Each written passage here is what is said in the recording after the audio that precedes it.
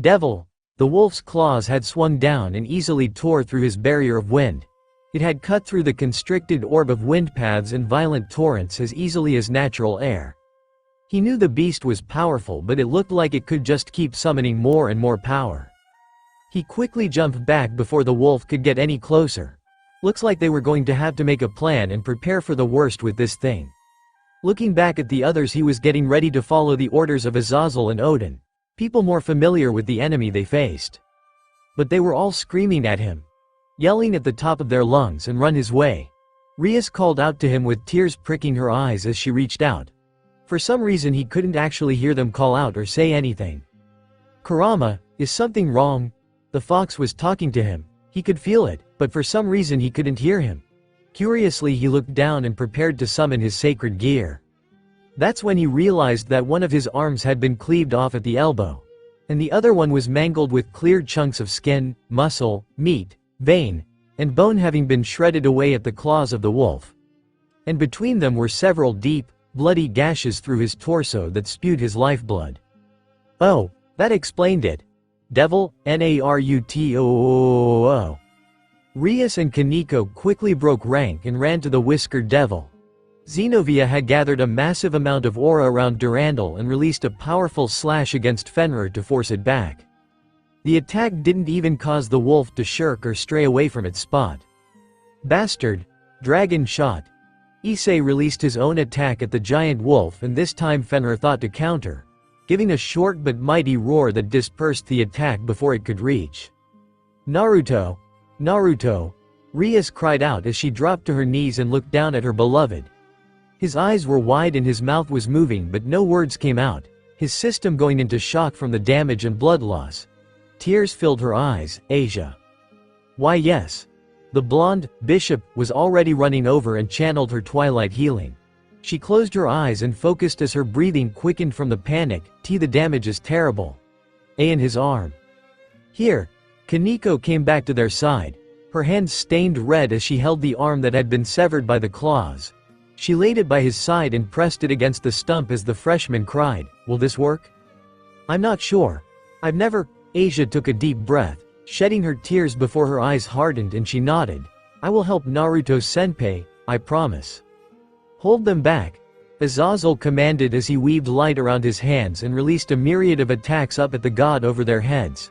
He, Barakiel, Akano, Irina, and Xenovia all started to attack Loki in order to overwhelm him. But the god simply stretched out his arm and blocked their combined efforts with a series of magic circles in his bare hands. On the ground, Issei continued to throw powered-up blast after blast at the giant wolf across from him. Fenrir saw the mighty attacks that could rend through mountains and obliterate other opponents and did nothing. The dragon shot impacted against the wolf's snout and split around it harmlessly, failing to leave any damage or lasting impact on the mighty beast. Once the attack had finished, Fenrir hunched down and growled at him like a predator. Sword birth. Yuto summoned a field of swords under the beast to skewer its paws, and the metal of those blades folded like paper before erupting into pieces of shrapnel by its gentle walk forward. Yuto yelled and continued to summon weapons in hopes of impeding the massive canine, but still it stalked forward without pause. Watch out! Gasper, in a momentary swell of courage and bravery, stepped forward to face the oncoming beast. His eyes flashed like gems as his forbidden Balor view activated, capturing the giant wolf in a single point of time as it froze in place. The young Dampier smiled in joy and relief as he saw his power work, only for it to shatter an instant later as Fenrir continued. Gasper stumbled back in fright and tried to focus again, only for his panic to be too strong. Fenrir growled and lurched with a swing of his paw. Gasper! Issei grabbed the young bishop and put himself between the claws of the wolf and his junior. He tried to avoid the attack, but one of the claws had gotten too close, tearing through the scale mail and ripping out part of Issei's back. The perverted brunette let out a pained wail as he stumbled forward and felt blood pour down his back. Issei-kun. Issei-senpai. Issei-san. No. He called out to Asia when he saw her about to stand up. His vision was starting to tunnel, but he grit his teeth and focused. Focus on him. Asia, I'll be okay. But don't worry. Issei collapsed on one knee and immediately turned over, hissing in pain and aiming another ball of demonic power at the approaching wolf. "I can handle him." "Partner, this injury is bad. Why you think I'll survive?" "With some help? Yes. Fighting Fenrir like this? Never?" Issei looked around and saw people fighting Loki, healing Naruto, and trying to help him fend off Fenrir. But at the moment it didn't seem like things were looking in their favor. Issei's vision was starting to go hazy and his back was starting to feel hot and cold. He didn't want to consider that this might be. Through his blurry sight he saw a flash of silver and white light blind everything around them before receding away. The blurry sight of the giant wolf and taunting god over them shifted, as if they were forced to move away before they were attacked. Issei closed his eyes, took a breath, and tried to clear his sight again. He heard a faint something in his ears before he opened his eyes again and saw Fenrir and Loki had vanished. Instead, a glamorous figure in resplendent white and silver armor stood lording over him. "You're injured and dying again, but this time you've stood against a foe as grand and fearsome as Fenrir the god-slaying wolf. I must say, Issei Hyodo, I'm impressed in how far you've come in such a short time." Of course Valley showed up when he was bleeding out and on his knees. Why would he expect anything else? "Devil, K yet? Are you awake? Are you awake? Are you awake? Are you awake? Are you there? Can you hear me yet? Hurry up already, can't you?" Stop. Stop. Naruto groaned as he blearily opened his eyes and looked up at his fox companion. He realized he was back in his inner mind space and sat up in the water. "Why are you talking so loud in my ear, man?" "Finally you wake up," Kurama exclaimed as he shook his head. "It was weird seeing you like that. First time you were in here with me and you weren't responding. I was freaking out. In the end I just kinda resorted to nudging you and repeatedly asking you to wake up." "Were you really that bored?" I was really, really bored." The whiskered blonde shook his head and sat up to look over himself. He scratched his head and turned to Kurama. "Something bad happened, right? I remember fighting a wolf? Yeah, a fucking big wolf, and it attacked me. And after that shit, what happened? Its claws tore through you like wet paper." "Through me?" The pawn pointed at himself as the fox nodded, "But I was in sage mode." "Yep. I'm stronger in that form." "Yep. I fell off a mountain and didn't get a scratch." "And that thing's claws cut through you like melted butter." Kurama shrugged. "Don't know what to tell you, Naruto. That wolf is seriously bad news. If I still had a body and was faced with that thing I would be very careful about where I step around it." "Damn it." Naruto sighed. "So it attacked me and I got hurt, but what about the others?" "You got it the worst by a wide margin. The wolf's claws tore through your chest and part of your arm." "Oh crap. Well, at least I'm still alive, and tore off your other arm too." "Oh shit." Naruto's eyes snapped open as he returned to the real world. He instantly regretted that decision as the pain, soreness, and exhaustion he was avoiding in his subconscious were now assaulting him directly. Closing his eyes he tried to sit up but felt a strong pressure on his body. He then tried to feel his arms, moving his fingers to make sure they responded, but realized he couldn't move his arms anymore. Was this that phantom pain thing he heard about? Did he seriously lose his arms? But with a crane of his neck Naruto looked down and realized his arms weren't missing. They were just covered by heads of blue and white hair. Zenobia and Kaneko were seated on either side of his bed and had fallen asleep on his arms waiting for him to wake up. After the wolf and Loki had attacked, they had apparently brought him back to the hotel to sleep in one of the rooms. When he moved he felt the tight bandages and wrappings that covered his chest and arms. Although there were no clear injuries left on him, there was still a pain that lingered and his body ached just to move. However, it seemed like even that small movement was enough to stir the girls resting on him. Zenobia stirred a little and Kaneko yawned as she lifted her head. The young Nekomata rubbed the sand out of her eyes and blinked before looking at him. Her eyes widened in shock. "Senpai?" He gave her a tired, weak smile and she immediately jumped up. "Senpai." "BWUH?" Zenobia let out a quick mumble and yawned before smacking her lips and looking his way. Her eyes widened as well before they settled into soft relief at seeing him awake. "You're finally up. Thank Michael-sama you're awake. And I feel absolutely terrible," he said jokingly as he looked at the relieved Knight and the fretting Rook. That gave him a once-over to make sure he wasn't hiding some other terrible injury. He tried to sit up but winced at the effort while they helped lay him back down. How long was I out? Less than a day. Asia Senpai was able to heal your injuries and mend the damage, Kaneko clarified. Then why do I still feel like I've been sleeping under a boulder? You could be feeling a lot worse. Zenovia nodded towards the young white-haired girl on his other side. Kaneko has been using every spare moment she can to treat your exhaustion and stamina. It's probably why you feel like your body's been crushed and not, cleaved into pieces. She had already been helping him and he was still this uncomfortable. Geez, he didn't want to think what it would have felt like waking up without her help. He looked over at Kaneko and smiled. Thank you, Kaneko. Her cheeks heated up and her ears twitched softly as she looked down. Naruto finally noticed that there were signs of a trail down her cheeks and the corners of her eyes were red. Kaneko stepped up to his side and leaned over to embrace him, making sure not to squeeze too hard or hurt him. I'm glad you're okay. Despite how his body cried out for him not to move, he wrapped an arm around her tiny shoulders in return and squeezed back. I'm sorry if I worried all of you. But in my defense, I seriously didn't think that stupid mutt was gonna cut through me that swiftly. What happened after I went down? We tried to fend off Loki and Fenrir to the best of our ability, but we weren't able to do much. Issei was badly injured and nearly died of blood loss before Asia got to him. No one else got hurt. Zenovia said when she saw the question lingering on his tongue. We returned to the hotel to try and formulate a plan. Naruto looked around before tilting his head. Where's Rias? When she's not spending every moment hovering over your bed worried about you. She's trying to strategize with the others on what we need to do next.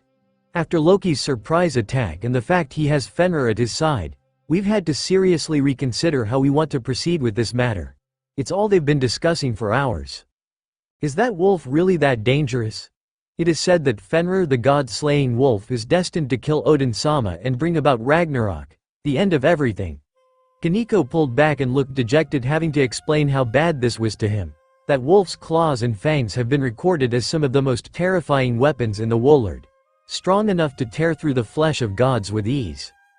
It's one of the strongest creatures in the world, even stronger than the Maus, Azazel Sensei, Michael Sama, and more on the level of the two heavenly dragons. The fact you lived after being swiped by it is nothing short of a miracle. I thought I dodged it entirely, but I guess even the wind pressure from that thing's claws is bad enough. He didn't want to think how much of a mess he would have left if he didn't have Sage Mode and dodged at the last second. After a moment he blinked and looked around. Wait, if that thing is so strong, then how come Issei and I are the only ones who got hurt? How did you escape? That question left strained, very complex expressions on the girls' faces as they struggled to answer. He hesitated to ask, what happened? We got lucky. But whether it was good luck or bad luck is. Let's just say you aren't gonna be happy with the answer. Devil, they have a fridge. A fully stocked, full-functioning fridge. I don't usually like to watch television, but I can't help but marvel at just how much of it there is. So many choices and so little time to. Is Issei Hyodo singing a song about breasts? Ooh, Fusk, NNYA, leave me on this couch and let me die happy, NYA. It's been quite a while since we've had use of any facilities. Do you think it would be improper for me to take the opportunity to use a shower or wash my clothes? We did help them and they have plenty of spare rooms I can use. Naruto wasn't sure what he expected when he came out of his room. When Zenovia and Kaneko told him to brace himself, he thought they were just talking about the fact he was still a little shaky on his feet.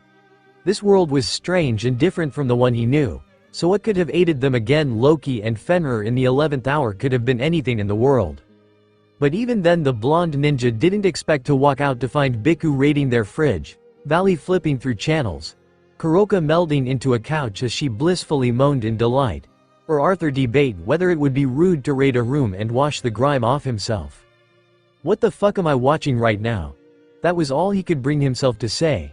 And that was apparently enough to garner the attention of the 4 super criminals wanted by every faction while they enjoyed themselves in the hotel's private lounge.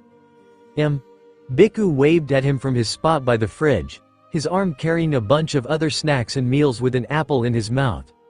He pulled the fruit out with his tail and smiled. Hey Naruto Uzumaki, glad to see you up and about on your feet again after that nasty little run-in with the god-slaying wolf. I swear I did not think you were gonna live with all those bits and pieces missing from you. Also all the blood. You were losing a lot of blood. That just shows the usefulness of a sacred gear like Twilight Healing. Arthur followed up as he dipped his head inside one of the rooms to inspect its bathroom. It was able to mend the severe injuries and allow his body to replenish blood. I'm sure your sister also had a hand in his speedy recovery, Kuroka. The black-haired Nekomata was still sprawled out over the couch, but she was looking at the Gremory devils by peeking over the couch arm. Her eyes were narrowed spitefully at the whiskered blonde before her gaze lingered to Kaneko. She looked between them a few times before huffing and slipping back down into the couch for a comatose level of sleep. To Naruto, that had to be the most cat-like behavior he had seen so far. Barely registering his existence before going back to napping. You were fortunate we arrived when we did. Any longer and Fenrir would have been picking his teeth with your bones.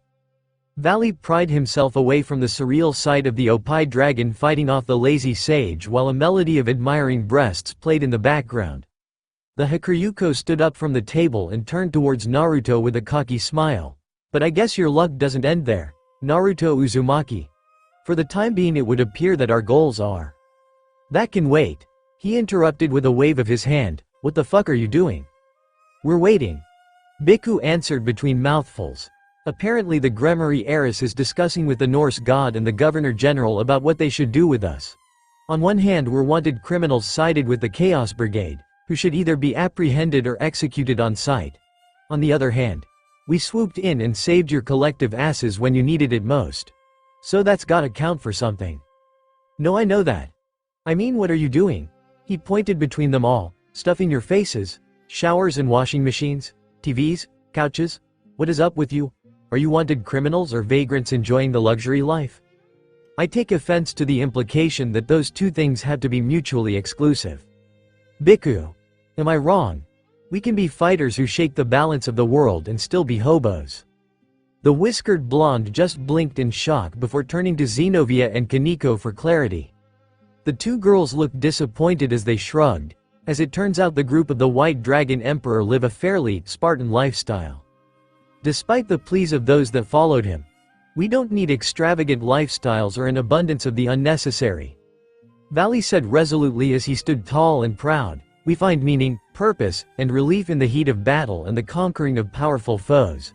That is all we need to sustain ourselves. Is what he says for himself. Bhikkhu added on. Personally, I'm enjoying the access to an abundant source of free food. That food's not free. And the fact we don't have to keep jumping from place to place, living in abandoned buildings and surviving off ramen alone. Ramen is amazing, and you will shut up. To everyone's shock, it was Naruto and Valley who said those words in tandem. The blonde and silver-haired boys glared at each other silently before turning their heads away in frustration. Well, you two freaks can live on broth and noodles as long as you want. I'm making myself a sandwich. Indeed. Arthur nodded. I also appreciate the amenities at our disposal. They're not at your disposal. And will take this opportunity to wash myself and clean my clothes. I feel like with the machines at hand I can take a little of the burden off Lefei at least. Naruto stared gobsmacked as Valley's team continued to indulge in the lifestyle they seemed to have thrown away when they made enemies of everybody. With a grumble and shake of his head he turned to Zenobia and Kaneko instead. In the face of those fools, a natural airhead with a complete lack of subtlety and a quiet girl who always hid her true thoughts were like a breath of fresh air. We can't seriously be about to work with these idiots. They're strong. They smell and probably have fungus growing out parts of their body.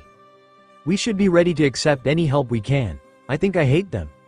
We all hate them, and they hate us as well. But between them and Loki, who would you rather deal with? Senpai. Naruto. I'm thinking. A door popped open as Rias entered with the others following behind her. She spoke to them before she noticed him standing on the opposite end of the room. The redhead immediately ran over, pushing Bhikkhu out of her way and spilling all of his food as she jumped over the couch and kicked Kuroka's legs in the process. Despite the whines and hissing behind her, she came to a stop in front of him, eyes frantically looking him over and looking like she was forcing herself to stay off him. He smiled softly and opened his arms. She took that opportunity to jump into his embrace and hug him. He winced and ignored the pain that rushed through where they connected. With a slight chuckle he squeezed her back, knowing how important it was for her to feel him actually respond. You idiot! She whispered with the relief clear in her voice. We were so scared. It's okay. He squeezed her tightly. I'm alright. Already on your feet?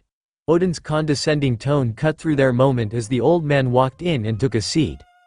The seat he took was on the couch where his hand reached over and copped a feel of Kuroka's butt before she jumped and hissed at the old god. Be honest, kid. What was it like getting cut by those things?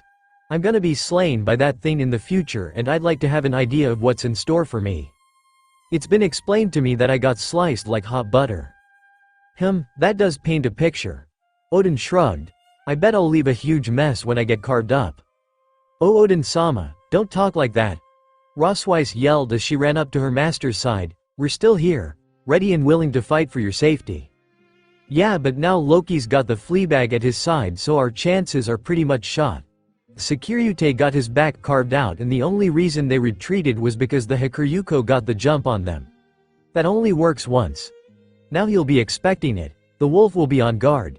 And we don't have much hope when the two heavenly dragons of this generation still haven't graduated from their diapers. You should watch what you say, Odin Dono.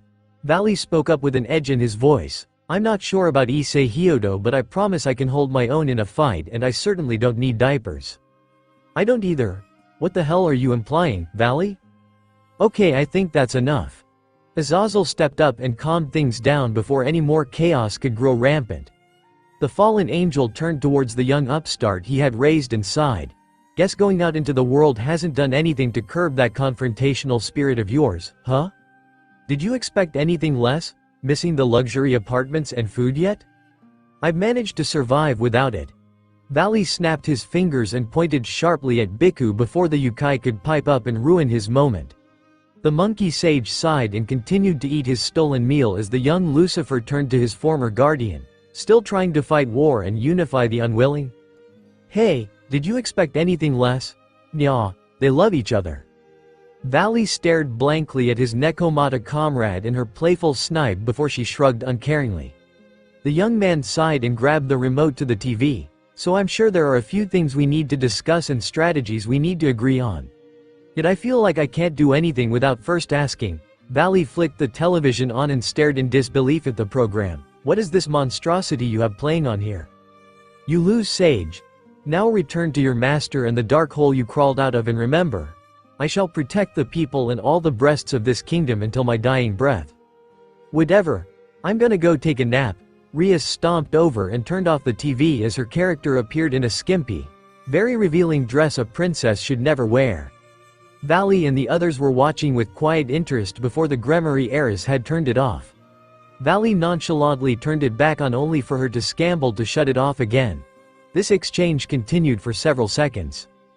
Yeah. Rias shoved her hand through the screen with a miasma of destruction over her hand and broke it. She yanked it out, huffed angrily, turned to the wide-eyed gazes being sent her way, and pulled the hair out of her eyes. Can we please stay on topic? The princess is right, Azazel agreed, not letting the chance to tease her pass by as he looked at Valley and his team. Valley, what exactly are you hoping to accomplish here? It sounds like an admirable goal, but I doubt you and Issei have suddenly decided to bury the hatchet for Albion and Diedrich. No, I'm not gonna work with this asshole.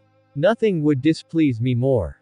I've made it a pastime to bathe in the blood and tears of the White One's hosts, and I don't feel like stopping that now. Figures. So then why did you come to help us with Loki and Fenrir? The fact you all are involved with this is just a coincidence, I assure you. The White Dragon Emperor walked around the room, his teammates joining him at his side as he spoke confidently. We're actually here because we have an interest in Fenrir. Rias groaned. I feel like I should ask what you would want with the god-slaying wolf, but then again I'm pretty sure I just answered my own question. Claws and fangs that send gods back in fear with even the mighty Odin Dono considering his death? Valley shrugged. I find a resource like that very interesting. He wanted to take Fenrir's claws and fangs to use against gods he planned to fight in the future. If they were all as strong as Loki or even stronger, then it made sense to plan ways to fight them in the future. What better way than weapons that are recorded as cutting down gods and keeping them fearful of ever crossing the northern beast? It looked like Azazel had already predicted what it was his former charge was after, because instead of a loud and explosive denial he just sighed and rolled his eyes. Valley, You understand how it can be a little problematic to get your help protecting a god when it might mean you end up fighting or killing even more gods in the future, right? Bhikkhu nodded. True, but consider this. Isn't it more important to protect Odin, which will definitely prevent Ragnarok, even if it might mean some other gods that don't matter as much could end up getting the boot? I think it's super important that we protect Odin at any cost and fuck the other gods. People stared at Odin accusingly for his piping up. What? I agree with the monkey boy. It pains me to say it, but while I'm not up for them joining just so they can use us to get to Fenrir, we can't turn down the extra muscle they offer. Yes, we can. Naruto argued. Watch this. Hey, fuck off. We don't want y'all. Don't make me get the spray bottle. Valley's team looked unamused as Kuroka's eye twitched angrily. I feel like that's aimed at me in particular. Don't take it personally. I'm shooing away all of you filthy little assholes before you stink up the place. You know, Naruto Uzumaki, we were going to engage in this fight one way or the other. Valley warned. We can fight Fenrir and Loki together, or our team can fight them while also fighting all of you. Your choice. Naruto glowered at them before he felt a hand on his shoulder. He looked up and saw Azazel sigh and nod his head. With a groan, the blonde turned and flicked his hand in the air to say he was fed up. Azazel turned back around and nodded towards Valley and the others. They smiled. I look forward to us working together from now on. Can we at least set some ground rules so they don't spread fleas everywhere? Motherfucker, you looked at me when you said that, NYA. Devil, Rias, we need to take off all the bandages. I know, you said you'd help with that, right? I did, so shouldn't we start? One more minute. With a deep sigh, Naruto resigned and gently ran his hand through the hair of the girl in his chest. Apparently she had been hoping to be there when he woke up and was running back and forth between meetings and his bedside until this point. He hadn't meant to make her worry, but in the end he did, so he felt the least he owed her was a moment to enjoy a hug. Once she had satisfied herself, she pulled back and smiled, wiping a tear from her eye. You're okay? Soreness has started to lighten up. Rotating his arms and shoulders around to show he was more mobile than before, he smiled. I promise I'm okay. He then picked at the end of some of his bandages and ripped the fabric. So can you help me get this stuff off? Sure. She took the tear and pulled on it, yanking out a strand of the bandage as it unfurled from his body, circling around his chest and off his arms. Naruto breathed a little easier as the tightness of the wrapping was removed and Rias checked him over. Content to see there were no apparent injuries or infections from where he was healed, she let out a breath of relief. Asia is a miracle worker. I feel bad making her push herself to fix me up. I guess it must have been really bad. He sat there for a moment before looking over his shoulder as Rias kept unwrapping. It was really bad, wasn't it? We thought that was it. Rias said in little more than a whisper. It was terrible. Worse than ever before. We were all in a panic. Xenovia went mad and started swinging at Loki. I was just screaming your name and trying to make sure you stayed awake. Kaneko. She carried you arm back over. She did that? Yeah. The image of that poor girl standing over him with the arm he was missing was a harrowing sight. I think she was the most relieved to see you get up again. After he had been freed from his mummifying bindings, he moved his body and tried to regain some comfort to his sore form. As he took a deep breath and felt his chest expand and constrict with it, he realized he was going to have to do some training in order to limber up properly. I really didn't mean to risk it like that and scare you all.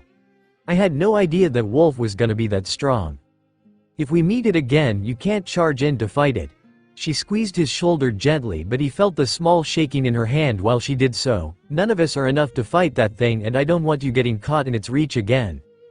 Because he wasn't strong enough to do anything. She didn't mean it like that, and he certainly wasn't the only one who need to be careful of the beast. But he couldn't help but feel bitter at the fact he was once again reminded that he was lacking the strength needed to stand up to threats like this. You need to put a little more time into that technique you've been developing. There's no way I'm gonna perfect that move between now and the next time they attack. He could only make so many clones at once in Sage mode, so the usual method of making an army and hammering out the finesse of a technique wouldn't work like this. He needed time, and time was something they didn't have with this matter. He would have to figure something out. With a shake of his head, he rid himself of those self-deprecating thoughts and looked to the redhead beside him. I should probably apologize to Xenovia and Kaneko for making them waste their time looking over me. Do you think they were really wasting their time? Well, I guess wasting it is a bit much, but they could have used that time to rest and recuperate. Instead, they stayed by your side, watching over you and waiting to see when you'd wake up. Rias leaned in and looked deep into Naruto's eyes as he seemed confused and startled by what she was saying, because they care about you, and they want to make sure you're okay. It's what you should expect from people who love and care about you. Naruto looked at her stunned before seeming confused by what she said. What do you mean when you say? Well, I'm not sure if love is the correct term, but affection and care for you in particular are definitely appropriate. Didn't you say they approached you the other day in the bedroom looking for something? His cheeks dusted with a hint of red as she gave a resigned chuckle and shook her head. What exactly did you think they were doing then? I am not sure. I mean, Xenovia is crazy and unpredictable when it comes to stuff like that. And Kaneko. He paused and tried to rationalize why his young friend would do that. I don't know. Maybe she was curious or confused. Certainly curious, not confused. Rias corrected. I know you might see her like a young friend or even a little sister, but that isn't how she views you. You aren't a big brother who looks after her. You're a man who treats her like an adult and not some child who needs to be protected constantly. Who acts like an equal and takes notice of what she says. Who acts like a dear, true friend she can get along with and be honest around. Who helped her face a part of her past she was scared of and prepared to lock away forever and pushed her forward along the way. After all that, how could she just look at you like a friend? I don't think she could, because after you did that all for me, I couldn't think about not being more with you. Rias admitted and kept him stunned. As for Xenovia, she may very well be approaching you out of curiosity, but only you because she trusts you and believes you can understand her better than most others around her. Even though the results may vary from time to time. He was shocked by this revelation. The blonde shook his head and tried to comprehend what he was hearing. I didn't know. Rias just smiled, not one of joy or relief but of understanding as she ran her hand through his hair. I'd call you stupid for not noticing, but sometimes these things can go unnoticed unless we're made aware of it. But they know that you and I, devils, have a habit of forming multiple relationships at once. It's not uncommon. In fact, many people in power do it. My father included. Rias' casual way of stating that shocked him to no end. I know it's rather embarrassing to say, but, well, it's true. But I thought only nobles or high devils or whatever could do something like that. Naruto remembered hearing how many devils of nobility and high ranking had formed harems, both male and female. It was the main reason Issei aspired to become a better devil. He looked down into the seafoam eyes of his girlfriend. I thought you could do something like that. Yes, but I'm not drawing the eyes of boys around me and gaining their affection. I promise you are. Multiple people at school and even that bird Dick can attest to that. They shared a strained laugh before Naruto's smile lowered. He reached over and wrapped his arms around her and pulled her in. She put her arms around him as well as they looked at each other. But when I think about you being with other people, I feel annoyed. I'm not sure I'd like it. What about you? Can't deny it. I'm the jealous type. Rias admitted with a mirthless chuckle before shaking her head. I'm not sure how good I would be at sharing anything. I was always the type to throw a fit when my toys were taken away from me. Not sure how I feel about being compared to a toy. You get what I mean. She knocked her fist gently on his chest. I don't know how I'd feel if you suddenly weren't just looking at me. But I do remember what it was like when I realized I have feelings for you. How wonderful and relieving it was to spend time with you and find out more about what this was like. Hearing her say that left a warmth swelling in his stomach and chest. So the idea of me shooting down this feeling to people close to me, my own servants at that, leaves me feeling depressed. But shouldn't I have a choice here? Yes, you do.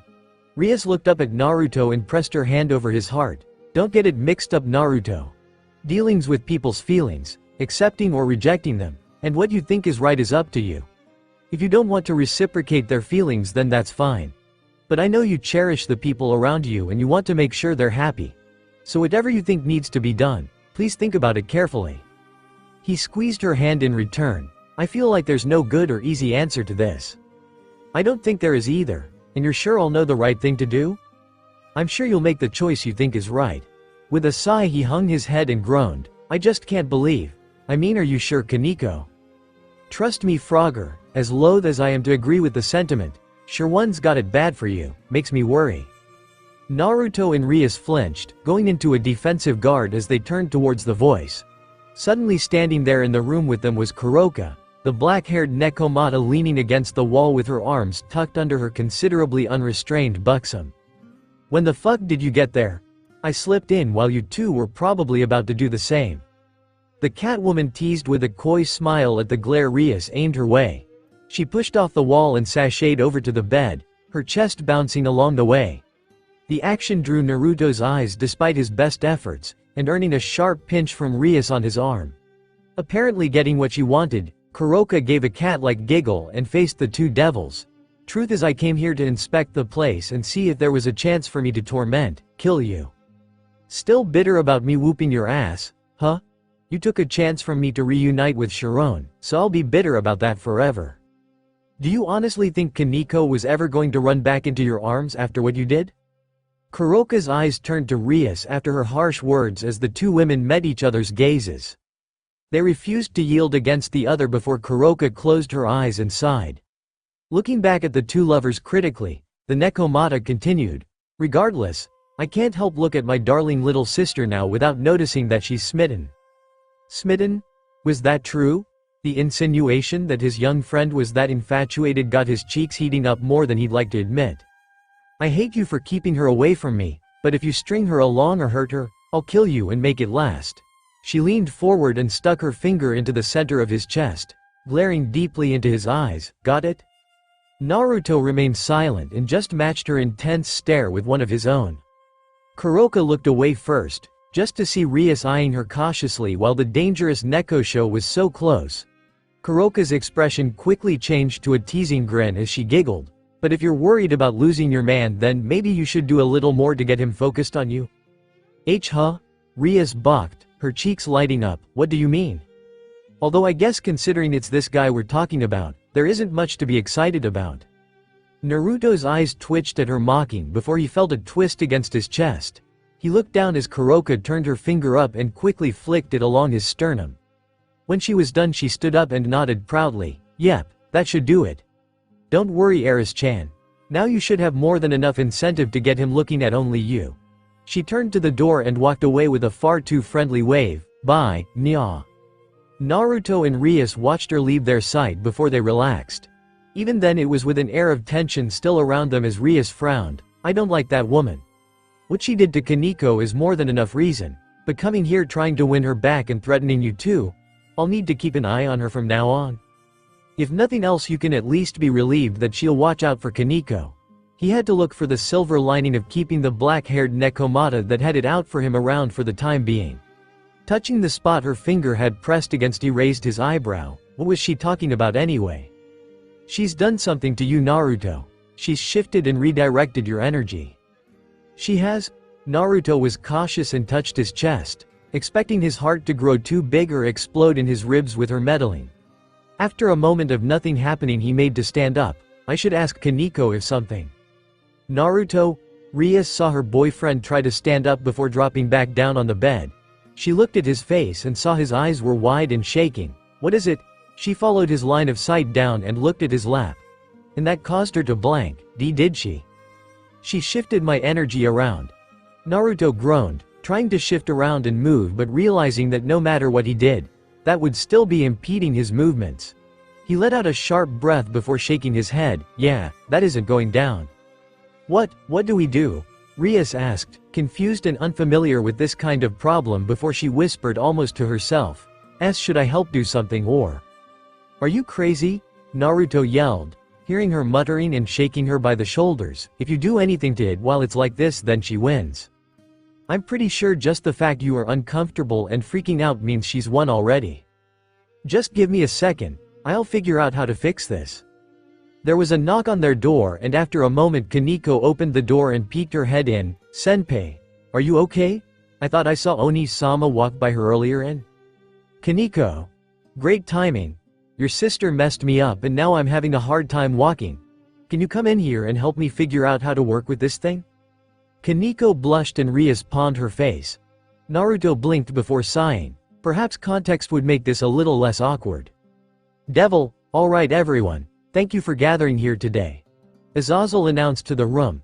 calling in loud enough a voice to silence everyone and get their attention towards him and the whiteboard he stood by.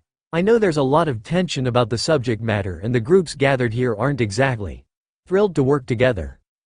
Hey, where did you guys buy these chips? They're delicious. First, why are you asking when we all know you're penniless bums slumming it wherever you can go? Second, shut up and sit down. Rias, I can't believe you have criminals squatting in your hotel. What would Lucifer-sama and Oni-sama say if they knew about this? I'm ashamed enough as it is, Sona. I don't need to think of the reactions those two would have at this, or worse, the lack of proper reactions to the absurdity of this situation. Odin-sama, we're having a meeting to discuss how we plan to protect you from Loki-sama and Fenrir. Can you please not scratch yourself like that? Oh, get off my back, woman. I haven't been allowed out of this place in days. I have an itch that needs scratching. I thought you of all people could sympathize with that. Hentaigami, stop dragging down Rossweiss and bitching about your dick. Nya, what's up Sekiryute-chan? Like something you see? Ah. Must not be tempted by big-breasted catgirls. Must focus SSSSSS. Ow, Asia don't pinch. Damn you Hyodo, getting surrounded by beautiful women like that. Saji Senpei, if that's how you feel then I don't mind. Dragon Oppai dragon, grope suck pafu. Everyone covered their ears and weathered through the extremely loud rendition of the Oppai dragon song.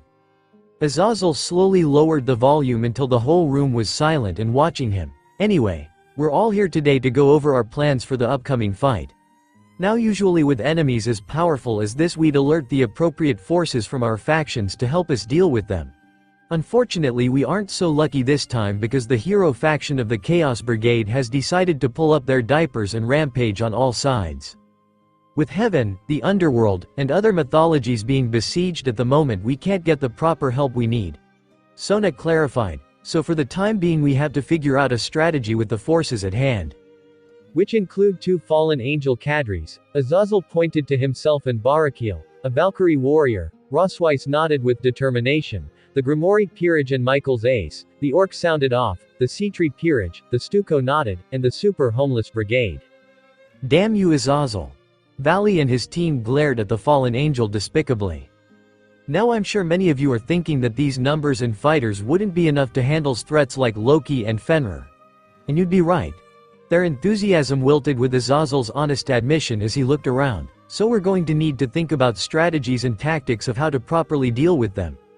Thankfully, Odin-sama reached out and came back with a way to help us with this problem. All yours, old man. The chief god stepped up in front of everyone and nodded. Now Loki and his freaky little crotch spawn Fenrir have been a pain in my ass and for everyone else in the north for millennia. You don't get a name like the trickster god without being a prick to everyone and everything you meet. And Fenrir by itself would be a horror to deal with. Luckily, the Norse has been around long enough to find certain ways to handle pains like these too. Odin grabbed the helm of his robe. Now this weapon has existed in the Norse for untold eons, becoming its most famous and powerful weapon. Its power is unmatched. Its strength is unrivaled. Those that have had the misfortune of coming across it have found themselves struck down with little hope to live. I swear if he pulls open that robe and flashes us. That too is a weapon of unmatched prowess, but I was talking about this. Odin pulled open his robe, grabbed a piece of paper that started to burn with a blue fire and tossed it to the floor. The flames took on a shape before all the fire vanished and instead there was a tool in its place. A hammer on the ground. Some people looked confused by the summoned weapon while others leaned forward and marveled at what they saw. Valley was the first to speak. Is that what I think it is? Depends. Do you think that is Mjolnir, hammer of Thor and the strongest weapon ever forged by the dwarves? If so then yes. Well to be specific it's a replica of Mjolnir. Because there's no way in hell Thor would ever give up his precious little toy. But it does pretty much the same thing so yeah. The legendary hammer. The weapon of Thor, it's amazing. But can we even use it? I thought you had to be worthy to wield the power of Thor? Oh I swear if you kids keep getting this shit wrong. No, that's just in the movies and comics. You don't need to be worthy in order to lift the hammer. Awesome! Bhikkhu exclaimed, tossing his food aside as he leapt over the couch and ran up to inspect the replica of the legendary weapon. Man I've always wanted to get my hands on a baby like this. The monkey Yukai reached down and grabbed the handle of the hammer. Well, time to see how this baby works. Baiko yanked up to pull Mjolnir off the floor. With a fierce, straining growl through his mashed-together teeth, he pushed up with his legs and tried to lift it up. Everyone watched as the monkey sage's face started to turn red and his feet actually started to creak against the floor. I thought you said we didn't need to be worthy to lift this stupid thing. You don't have to be worthy. It's just really fucking heavy. An echo of groans and curses surrounded the elder god as he raised his hands defensively. Hey, I never said this was easy. You didn't think you'd get to wield one of the mightiest weapons in existence just because we're desperate, did you? The only people here who can fight with it are probably the 2 heavenly dragons. And even then it'll suck to lug it around. I don't need it. Valley quickly added on. I'm plenty strong without Thor's weapon to bolster my power. Issei Hyodo on the other hand. I'm sorry, the brunette, pawn, scoffed and looked at his eternal rival. Did you just do the smug, cocky version of, not it, to drop this thing on me? He did. He totally did. Alright. Issei will be in charge of lugging Mjolnir around. The pervert wanted to raise an argument but Azazel quickly moved on. So earlier we were able to make contact with Midgard Sormer, one of the 5 dragon kings and another of Loki's spawn. He was able to give us a little insight into how his father and brother work when they attack. So now that we have the professional opinion, we're going to be making a battle plan. Any questions? Naruto raised his hand. No, I didn't even ask anything. Not all of Loki's children are animals. One of them is his daughter, looks like a normal god, and is the ruler of hell, not our hell. Okay, well, that's everything I wanted to ask. Let's get to it. Devil, Nyan. This is the best. Kuroka flopped down in another couch and melted into it in a dressing gown after indulging in the indoor bath a few floors over. I can't believe these jerks have such a nice place. I know. Biku patted his stuffed belly and burped in satisfaction. I think I've finally eaten enough to make up for all the missing meals and nutrients from the last few months. I still think you've been complaining far too much. You knew what this was when you joined us, so there's no point in griping. Valley said, poring through the ancient tome about Norse history and their magic. He had already gotten into it quite a bit and he was quite intrigued by what Norse magic had to offer. Just don't get too comfortable. Once we're done with this fight, we're leaving this ridiculous den of debauchery as quickly as possible. Sounding pretty optimistic there, Valley. Almost sounds like you're expecting us to live through a fight with the god-slaying wolf. I'm fully expecting victory for us and I refuse to accept anything else. Stubborn, but I suppose there was a reason we followed him. Arthur mused as he emerged from down the hall, a basket of clean clothes in his hands after a fresh wash. He dropped the basket down in front of his teammates and sighed. We need to apologize to LeFay when we get back. This was a lot tougher than I expected. You better not have shrunk my kimono. That's hand-washed only. It went in and you'll live with it. Don't be upset, Kuroka. Biku chuckled. What'll go wrong? Your clothes will be even tighter and you'll show even more boob. Sounds perfect for you. Also, we have company. The group followed the Yukai's finger to the side to see Kaneko, Gasper, Naruto, and Xenovia standing over by the hall.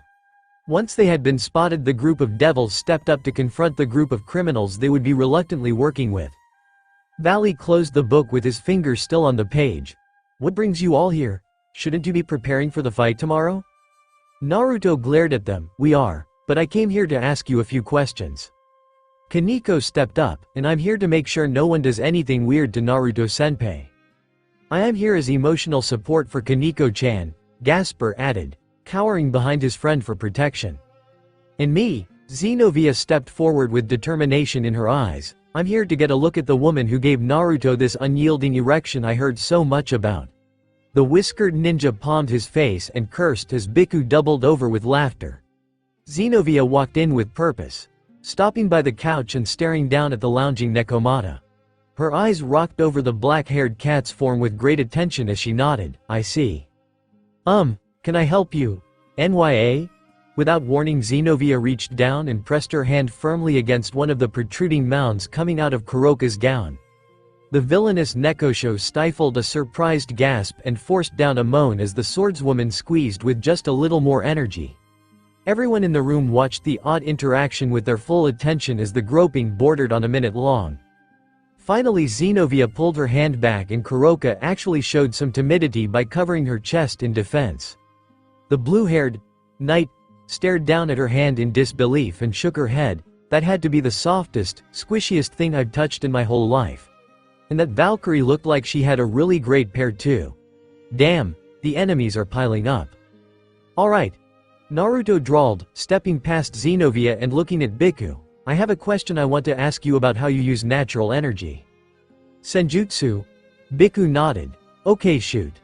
I'm trying to figure out how to use some different techniques with my demonic power.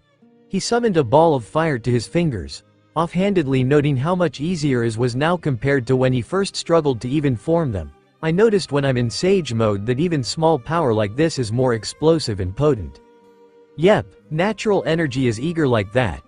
Kuroka stretched out. It usually exists around us at all times, so when it's channeled and allowed to play, it plays hard. That's why Sage attacks are so strong. Yeah, I figured that.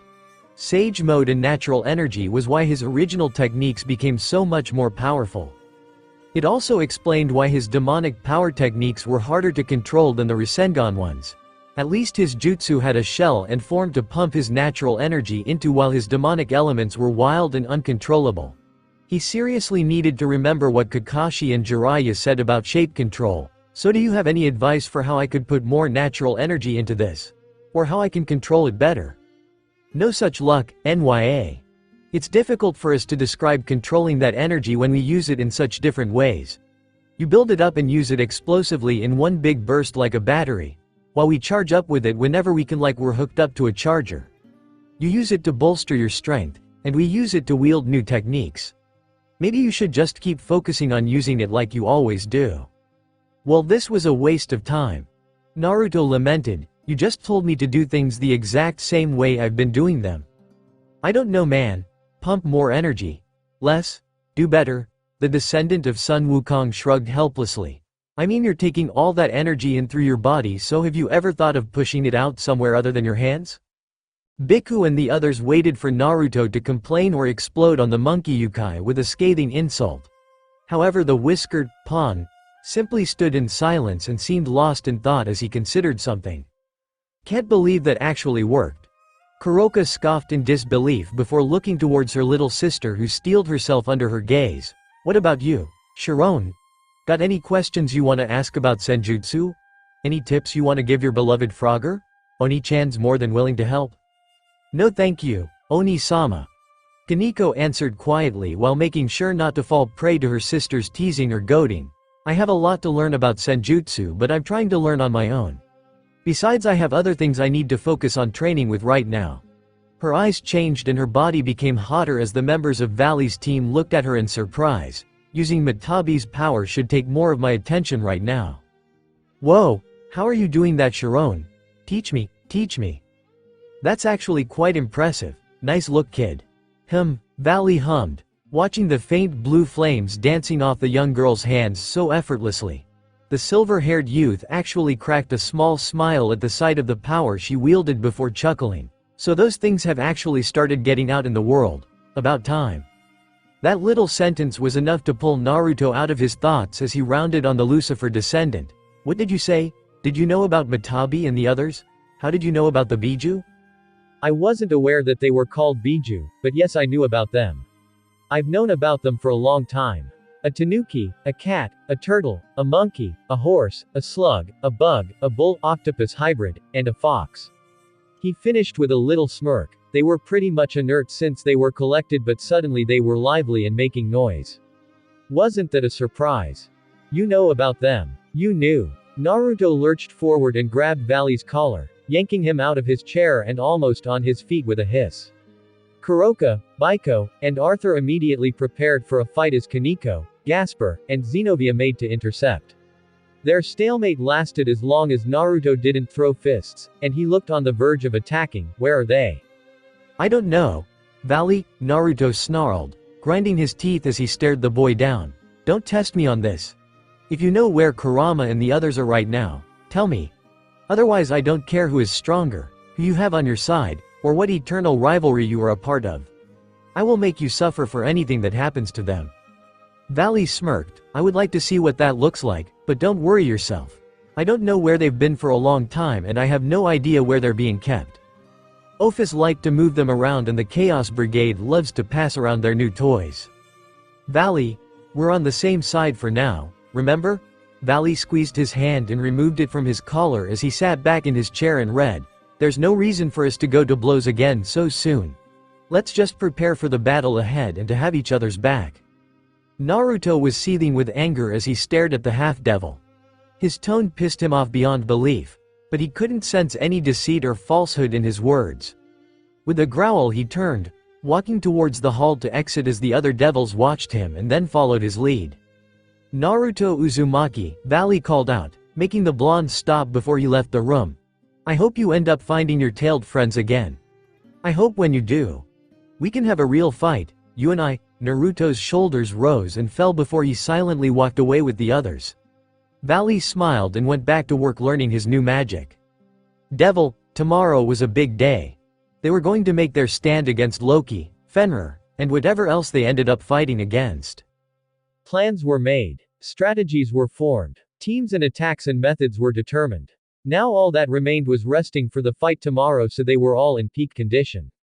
There were some of them that were no doubt restless and worrying about what tomorrow had in store. Sleep must have been difficult for them. For Akeno, it was damn near impossible.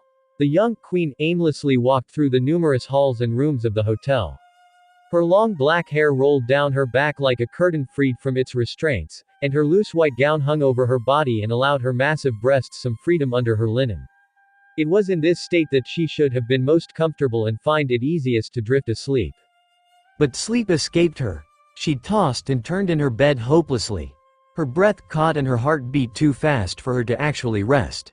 She even felt sweat forming on parts of her body until her gown had started to cling to her form. Akeno was scared of the battle they would have tomorrow. She was afraid that they were all going to die. Their first fight with Loki and his wolf had been disastrous. Naruto had been gutted and Issei was carved up while the rest of them floundered uselessly against the wayward Norse god. They had help on their side now, Sona's peerage offering their support and Valley's team coming to aid. But now Loki and Fenrir weren't planning an ambush. It was going to be a full-on assault. There might be fewer people coming home tomorrow than there were today. Maybe none of them would survive this. Those morbid ideas wouldn't stop pervading every thought she had. Since she had joined Ria's peerage, she had been a part of many fierce and terrifying fights. Many of them were against foes that greatly overpowered and outclassed them in every way. Honestly, Akeno had experienced many close calls with death after becoming a devil, but somehow they always made it out the other side alive. By a miracle, or luck, or coincidence, or sacrifice, or newly realized strength, they somehow survived. But this felt different. Loki and Fenrir didn't feel so much like an uphill battle as a death sentence they were all just waiting for. Her friends would die. Her father would die. She would die. Where would she go when she died? She was a Shinto priestess in practice, but a Judeo-Christian devil in being. Would her soul just cease after she died? Would she go to heaven? Did hell claim her soul? Would she return to the earth or be reincarnated as something else? Would she see her mother when the light faded from her eyes? Would she welcome her with open arms if they met again? Would she be happy? Would she turn her away? Would she be disgusted to see her again? Wouldn't that be what she deserved? Her eyes pricked with tears as she closed them and thought back to the warm, welcoming memory of her mother brushing her hair and running her hands through it. They snapped open when she realized it wasn't just a memory. She snapped forward and looked back to see Rias in her dressing gown as well, still up late at this hour just like her. Akeno quickly rubbed her eyes clear and struggled to put on a fake smile to appease her oldest friend's worries. Oh, Bucho, what are you doing up at a time like this? Shouldn't you be getting your rest for tomorrow? I couldn't sleep. Rias stared at her unflinchingly with sympathy and sadness. Hard for me to convince myself to rest when I know you're suffering like this. Suffering? Why would you? Akeno paused, closed her mouth, hardened her eyes in betrayal and anger, and turned to look over her other shoulder to the end of the room. What did you tell her? What I needed to. Naruto answered without pause as he leaned by the wall and didn't flinch under her spiteful glare. She needed to know what you said. Akano was glaring daggers his way, but they quickly eased when Rias stepped in front of her. Akano, I knew about your feelings towards your father, but why didn't you tell me about your thoughts concerning your mother? Because those were musings I gave under duress while being pressured by a nosy, loud-mouthed idiot. They don't mean anything. Akano sharply stated, quickly pulling herself up and out of the chair before she was surrounded. We shouldn't be out here so late when we have so much to do tomorrow. Time for bed. Akano. Rias reached out in an attempt to grab her dearest friend before she walked off. If you're worried about us, then what about yourself? Why don't you get some rest? You can't sleep, can you? Again Akano stopped and took a sharp breath through her nostrils at Naruto's observation and bluntness. She turned on him. Any pretense of civility or pleasantry she wanted to convey washed off her face as she bristled with anger. Why? Why must you always be the one to say something? Because we can't either. Rias admitted, slowly stepping forward and getting her queen's attention before she flew off the rails. Naruto's staying up trying to iron out the details for a new technique and She gave a faint chuckle, clutching her own arm in an attempt to stop her shaking. I can't sleep without my mind wandering. The crimson-haired devil slowly stepped up to Akino's side and touched her shoulder. Why can't you sleep? I can. Akino deflected, gently pulling Ria's hand off her and avoiding Naruto's eyes as she walked back down the hall and towards her room. You should try and relax, bucko, otherwise. Akino felt a rough grip on her arm and she was yanked back before she could walk away. She turned and prepared to berate the whiskered blonde, but clammed up when she realized it was her king, grabbing and glaring at her. Ria's frown grew more pronounced as she reached for a door, threw it open, and dragged Akino inside. Naruto watched in suspense before he followed them inside and closed the door behind him.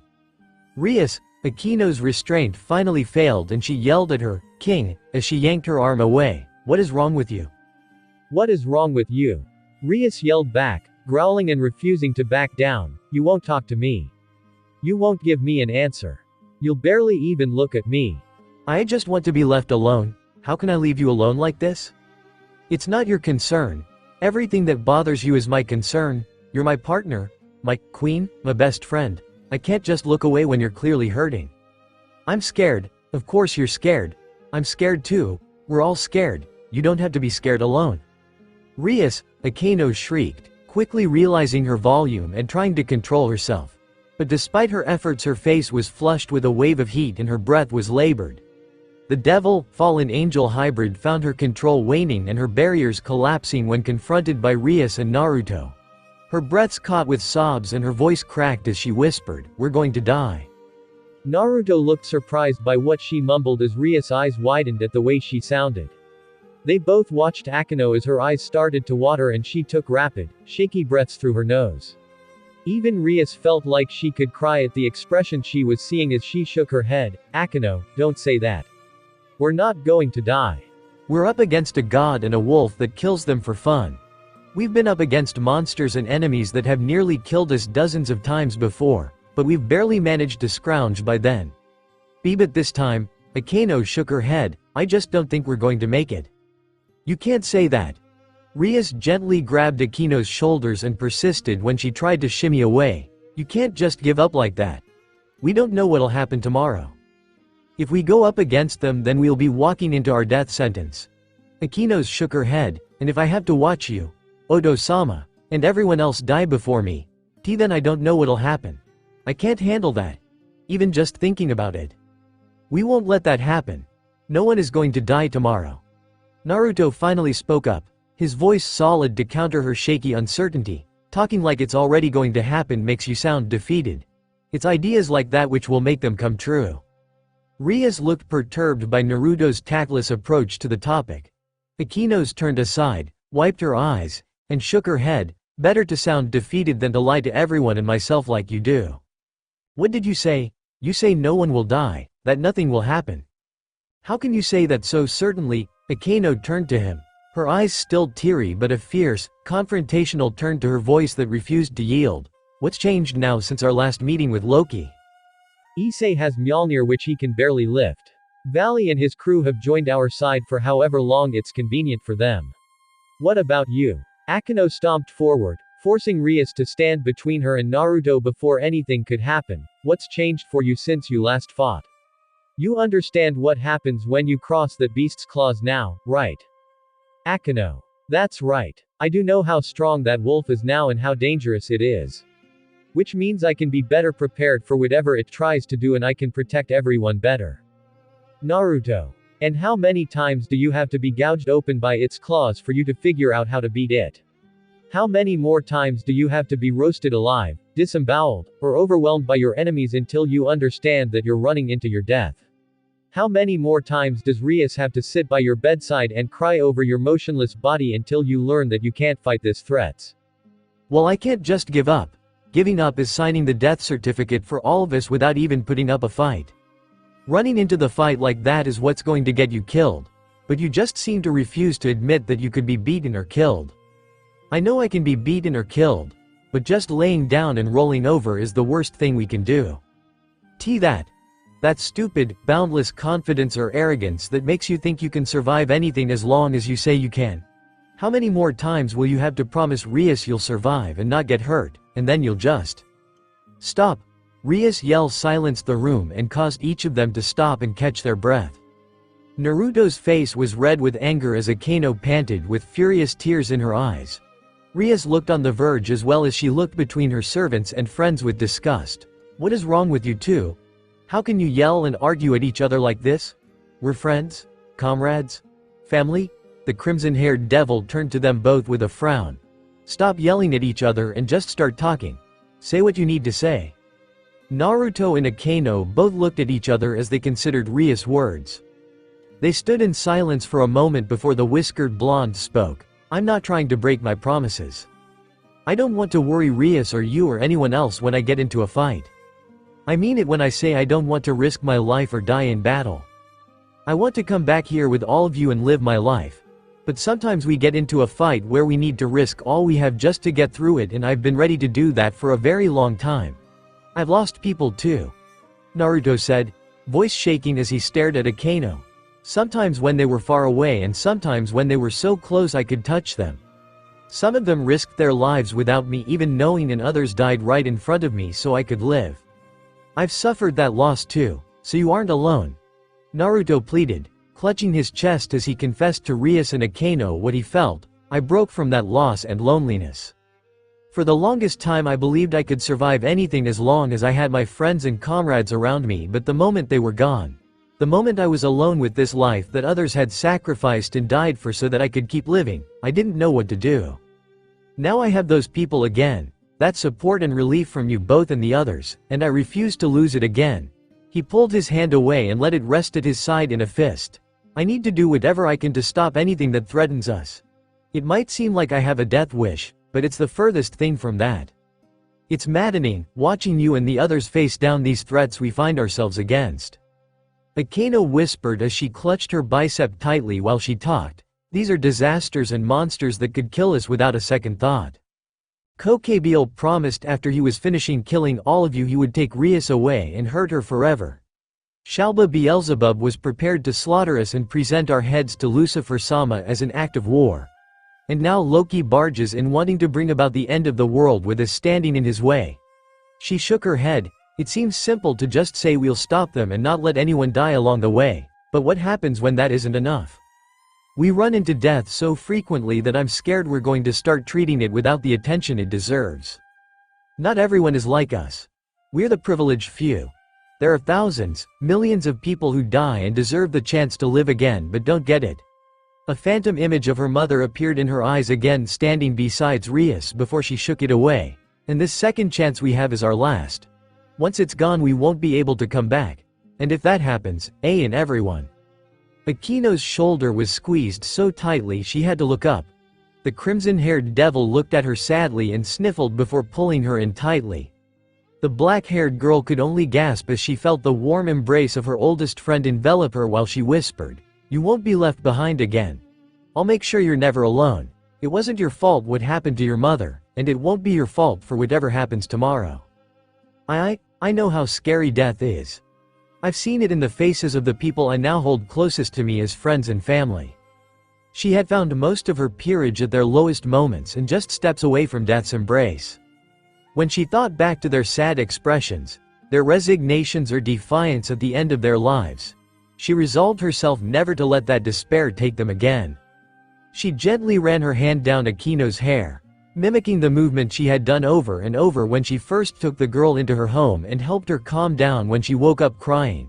She led Akino over to the bed and lowered her to the edge before sitting beside her. It's okay to be scared. It's okay to be afraid. That fear isn't going to hurt anyone, because we'll all be feeling the same way. Rias.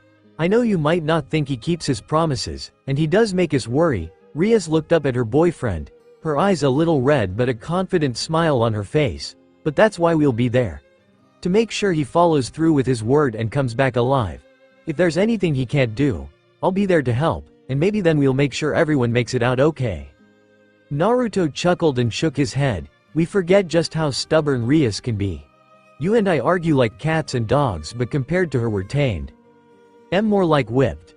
Akino cracked, showing a faint smile before wiping her eyes. She looked between the king and pawn before shaking her head. What will we do when we face them tomorrow? Silly girl.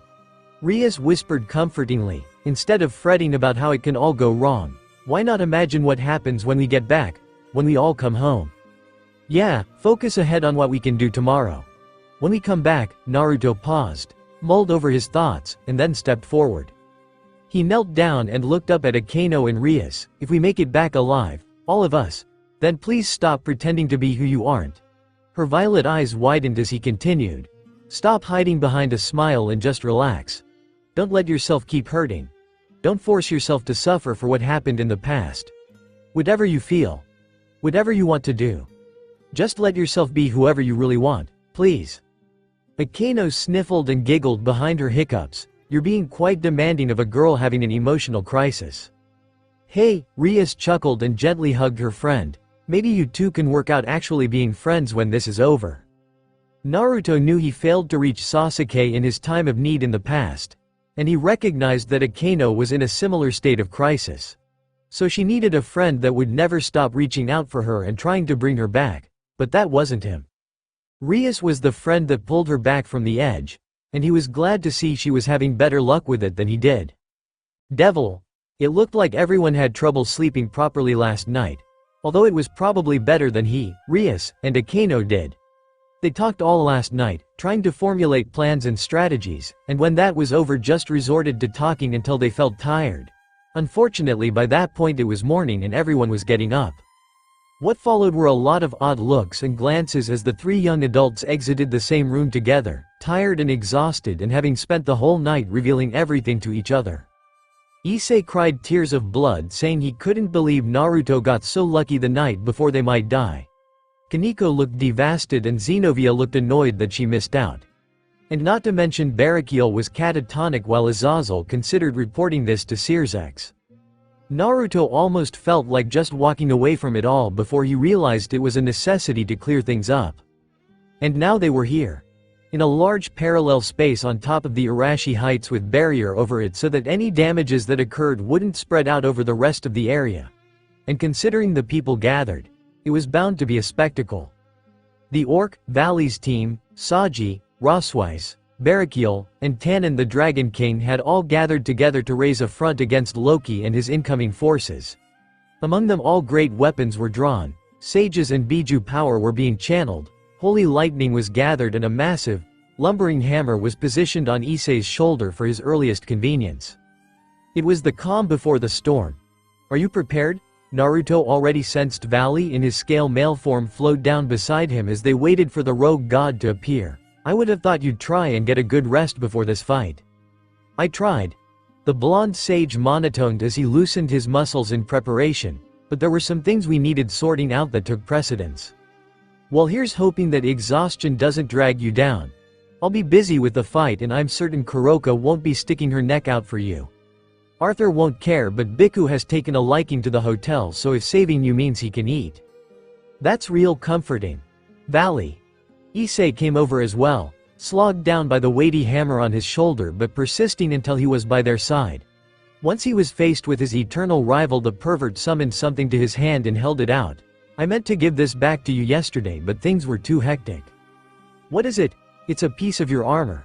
Issei held out the broken blue crystal from one of Valley's orbs. It snapped off during our fight with you when we hit you with that big move. Azazel-sensei gave it to me saying I should use it for something but I don't know what he's thinking about. You really piss me off but I figure any chance we have to make this fight easier is one I should take. Well, I fixed myself up a long time ago. His sparkling silver armor didn't have a single mark, dent, scratch, or imperfection over it. You should hang on to it. You might find an idea during the heat of battle. Doubt it, Issei grumbled as he handled the hammer that had changed size so easily when introduced to his demonic power. This damn thing is gonna slow me down so freaking much. If anything happens to the others because I'm slow. Don't worry. Naruto drew his knife and looked along the blade, extending and retracting the blade with his demonic power to test its response. You and Valley are taking the vanguard so the rest of us will be support and guard.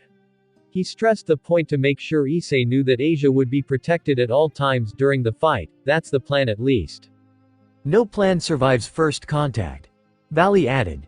You really know how to ruin the moment, huh? There was a crack in the air that drew the attention of everyone. The crack exploded and from that hole emerged Loki and Fenrir. As the giant wolf lowered itself in preparation to attack, Loki looked around with a disdainful gaze. No Odin. Of course the bastard would slip away and hide. What did I expect? And he's left all of you as sacrifices for my son to gorge himself on. Loki-sama, Rosswise stepped forward and addressed her fellow northerner. I offer you one last chance to abandon this path of destruction and step aside. If you leave now you will not be pursued or hunted. We do not wish to engage you in any more fighting. No, Loki interrupted, raising his hand and starting to gather power, you do not. Before Loki could attack, Issei roared and slammed the replica of Mjolnir down. What followed was a terrifying, overwhelming show of power as storm clouds suddenly materialized and thunderbolts started to rain down from above. Everyone covered their ears and shielded themselves from the raging thunder that crashed down on the rogue god. That shriveled old shit. Loki bristled, his hand raised up to block the onslaught of lightning bolts from cooking him alive. The god of mischief snarled and glared at the offending weapon in the devil's grip. He'd even abandon his dignity and offer a counterfeit of that accursed weapon to pretenders and devils? Is he so scared he can't even face me? Now, on that order, everyone other than Issei and Valley spaced out across the field. The supporters ducked back to avoid the battle and the second line charged in towards the giant wolf. Loki watched them move around him and he quickly swiped his hand to create a multitude of magic circles to attack with. Powerful elements started to release from his circles. Half dimension. The attacks withered in size and intensity until they floundered into nothing. Valley lowered his hand as his wings glowed with an overflow of energy. Your magic won't be nearly as powerful in the face of my divine dividing. The people surrounding Fenrir kept their distance and made sure not to approach the beast.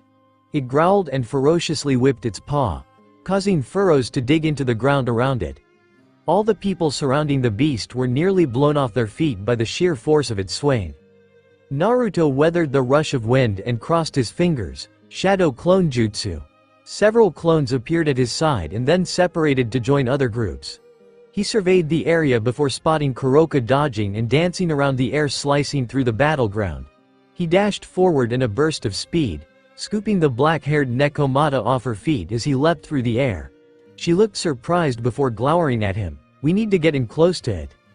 I know, but I didn't need your help with that. Are you complaining while I'm trying to make this easier for you? The SS-class criminal pouted with a twitching eye before swinging out her hand. From her sleeve she released a massive chain that flew over the head of the wolf. When the end of the chain had cleared over the wolf's head, Yuto dashed in and grabbed it before sliding under its belly. When he made it across the ground he turned and threw the chain up again.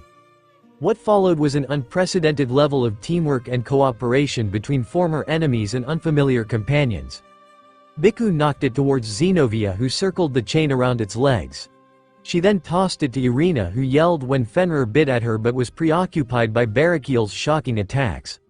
The chain then landed in the hands of Naruto's clones, who tossed it between each other with startling accuracy before the chain had no more room to give. Pull! Everyone grabbed a piece of the chain and yanked it.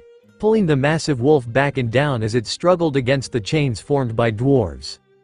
Even with the nearly 24 strong forces pulling on the specially made chain against the unsuspecting wolf, it was difficult to determine who held the advantage in this tug of war. "Saji-kun," Rias yelled as she struggled to hold her grip, "do it." "Right." Saji let go and rounded the side of the beast before his sacred gear materialized on his arm. Absorption line. A thread ejected out of the mouth of the black weapon in his arm and connected with the wolf. It started to glow as energy was sapped from the wolf. "I've got him." "Great!" Biku yelled as he held the chain tightly. "How long until this damn thing goes down?"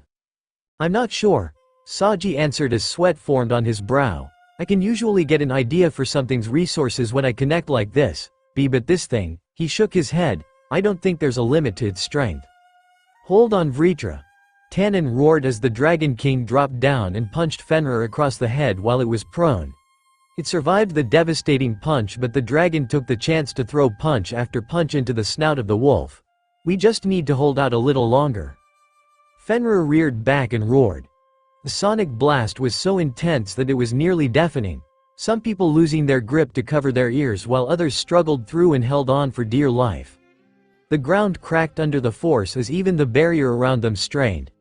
A barrier created by Roswise, perfected by Azazel and Odin, and enforced by all the members of the Stuko besides Saji, could not hold against the wolf's power. Loki flew through the air, dodging the hammer swing from Issei and matching the magical output thrown by Valley. He clicked his tongue at the sight. "Even the dwarves have meddled in this affair." "Huh? It appeared my son is in quite the precarious situation. Well then." The god snapped his fingers and two holes in reality appeared on either side of him. From the two holes, two figures rushed out and towards their enemies wielding the chains. Naruto, Kuroka, Biku, and Kaneko felt their approach incoming and yelled, "Move!" The forces holding the chains quickly released their grasp. Some dodged in time while others were grabbed and pulled away before the two figures slid to a stop with the chains in their mouths. They loosened the chain enough to give Fenrir greater movement. The massive wolf took that chance to take the almost unbreakable chains that bound it down and snap them between its teeth. Once it did, the wolf stood tall, with two smaller wolves flanking it and glaring down the foes that had bound their father down. Skoll and Hody, so very loyal to their dear father. Loki mocked as the two smaller wolves growled and barked at the foes around them. "They don't appreciate you attacking him like that. They may not share their father's level of strength, but I promise you they aren't anything to shy away from." "You dick!" Issei yelled in anger as he rushed forward. "I'm gonna." "Issei Hyodo. Back!" Valley's warning came in time for Issei to stop and looked aside as a large, long figure opened its jaw and prepared to snap down on him. His jets pushed him forward and avoided the snapping maw of the long serpentine creature. The being swirled to a stop around Loki, coiling its long body behind him as the beast hissed at the two dragons. "Midgard Sormer-san. Why are you fool, that's not the Dragon King of the Norse." Valley corrected at his side. "The real thing was large enough to nearly fill this whole space, remember? This is just a pale imitation of it." "True, I can't make something as good as my original son," Loki admitted with a smirk, "but my copies are still quite impressive." "See copies?" "Yes." Loki smirked. Plural. Several smaller identical copies of Midgard Sormer emerged from his shadow and landed across the field. With the nearly a half-dozen copies of the Dragon King, the two spawns of Fenrir, the god-slaying wolf, and the rogue god that commanded them all. The tide had quickly turned in the battle. Xenovia and Yuto slid to a stop in front of Asia and Gasper with their swords drawn. Kaneko, Akano, Barakiel, and Irina were grouped together and ready to fight back all the monsters that now surrounded them. Tannen dropped out of the air, Saji, Arthur, and Biku all taking up arms at the foot of the Dragon King as they were faced with Fenrir itself. Naruto stood defensively in between Rias and the twin wolves, with Kuroka and Roswise at his side ready to fight. Loki faced down the two heavenly dragons, gave them a lopsided smile, and whispered faintly into the wind. "Kill them." The menagerie of mythical beasts all lunged ahead at his word and started to attack. Loki cackled psychotically as he started attacking Issei and Valley in unison. The Midgard-Sormer clones started to slither around the battlefield, carving up trenches in their wake as they circled their prey. Xenovia and Yuto roared, dashing in towards the closest one and stabbing their blades into its scales as it dragged their swords along its body with its rapid movement. The dragons roared in anger and snapped at them, forcing them to dodge and evade. Baiko cracked the ground underneath Fenrir and Arthur sliced up whatever came out in order to ruin the beast's foothold. While Saji's line continued to drain the wolf of energy, Tannen flew up to the wolf and grabbed it from behind. With a powerful flap of his wings he lifted himself and the Norse wolf up into the air. He flew up there for a few moments before slamming the wolf back down into the ground hard enough to crater it. Rias weaved her destruction around and threw it at the wolves.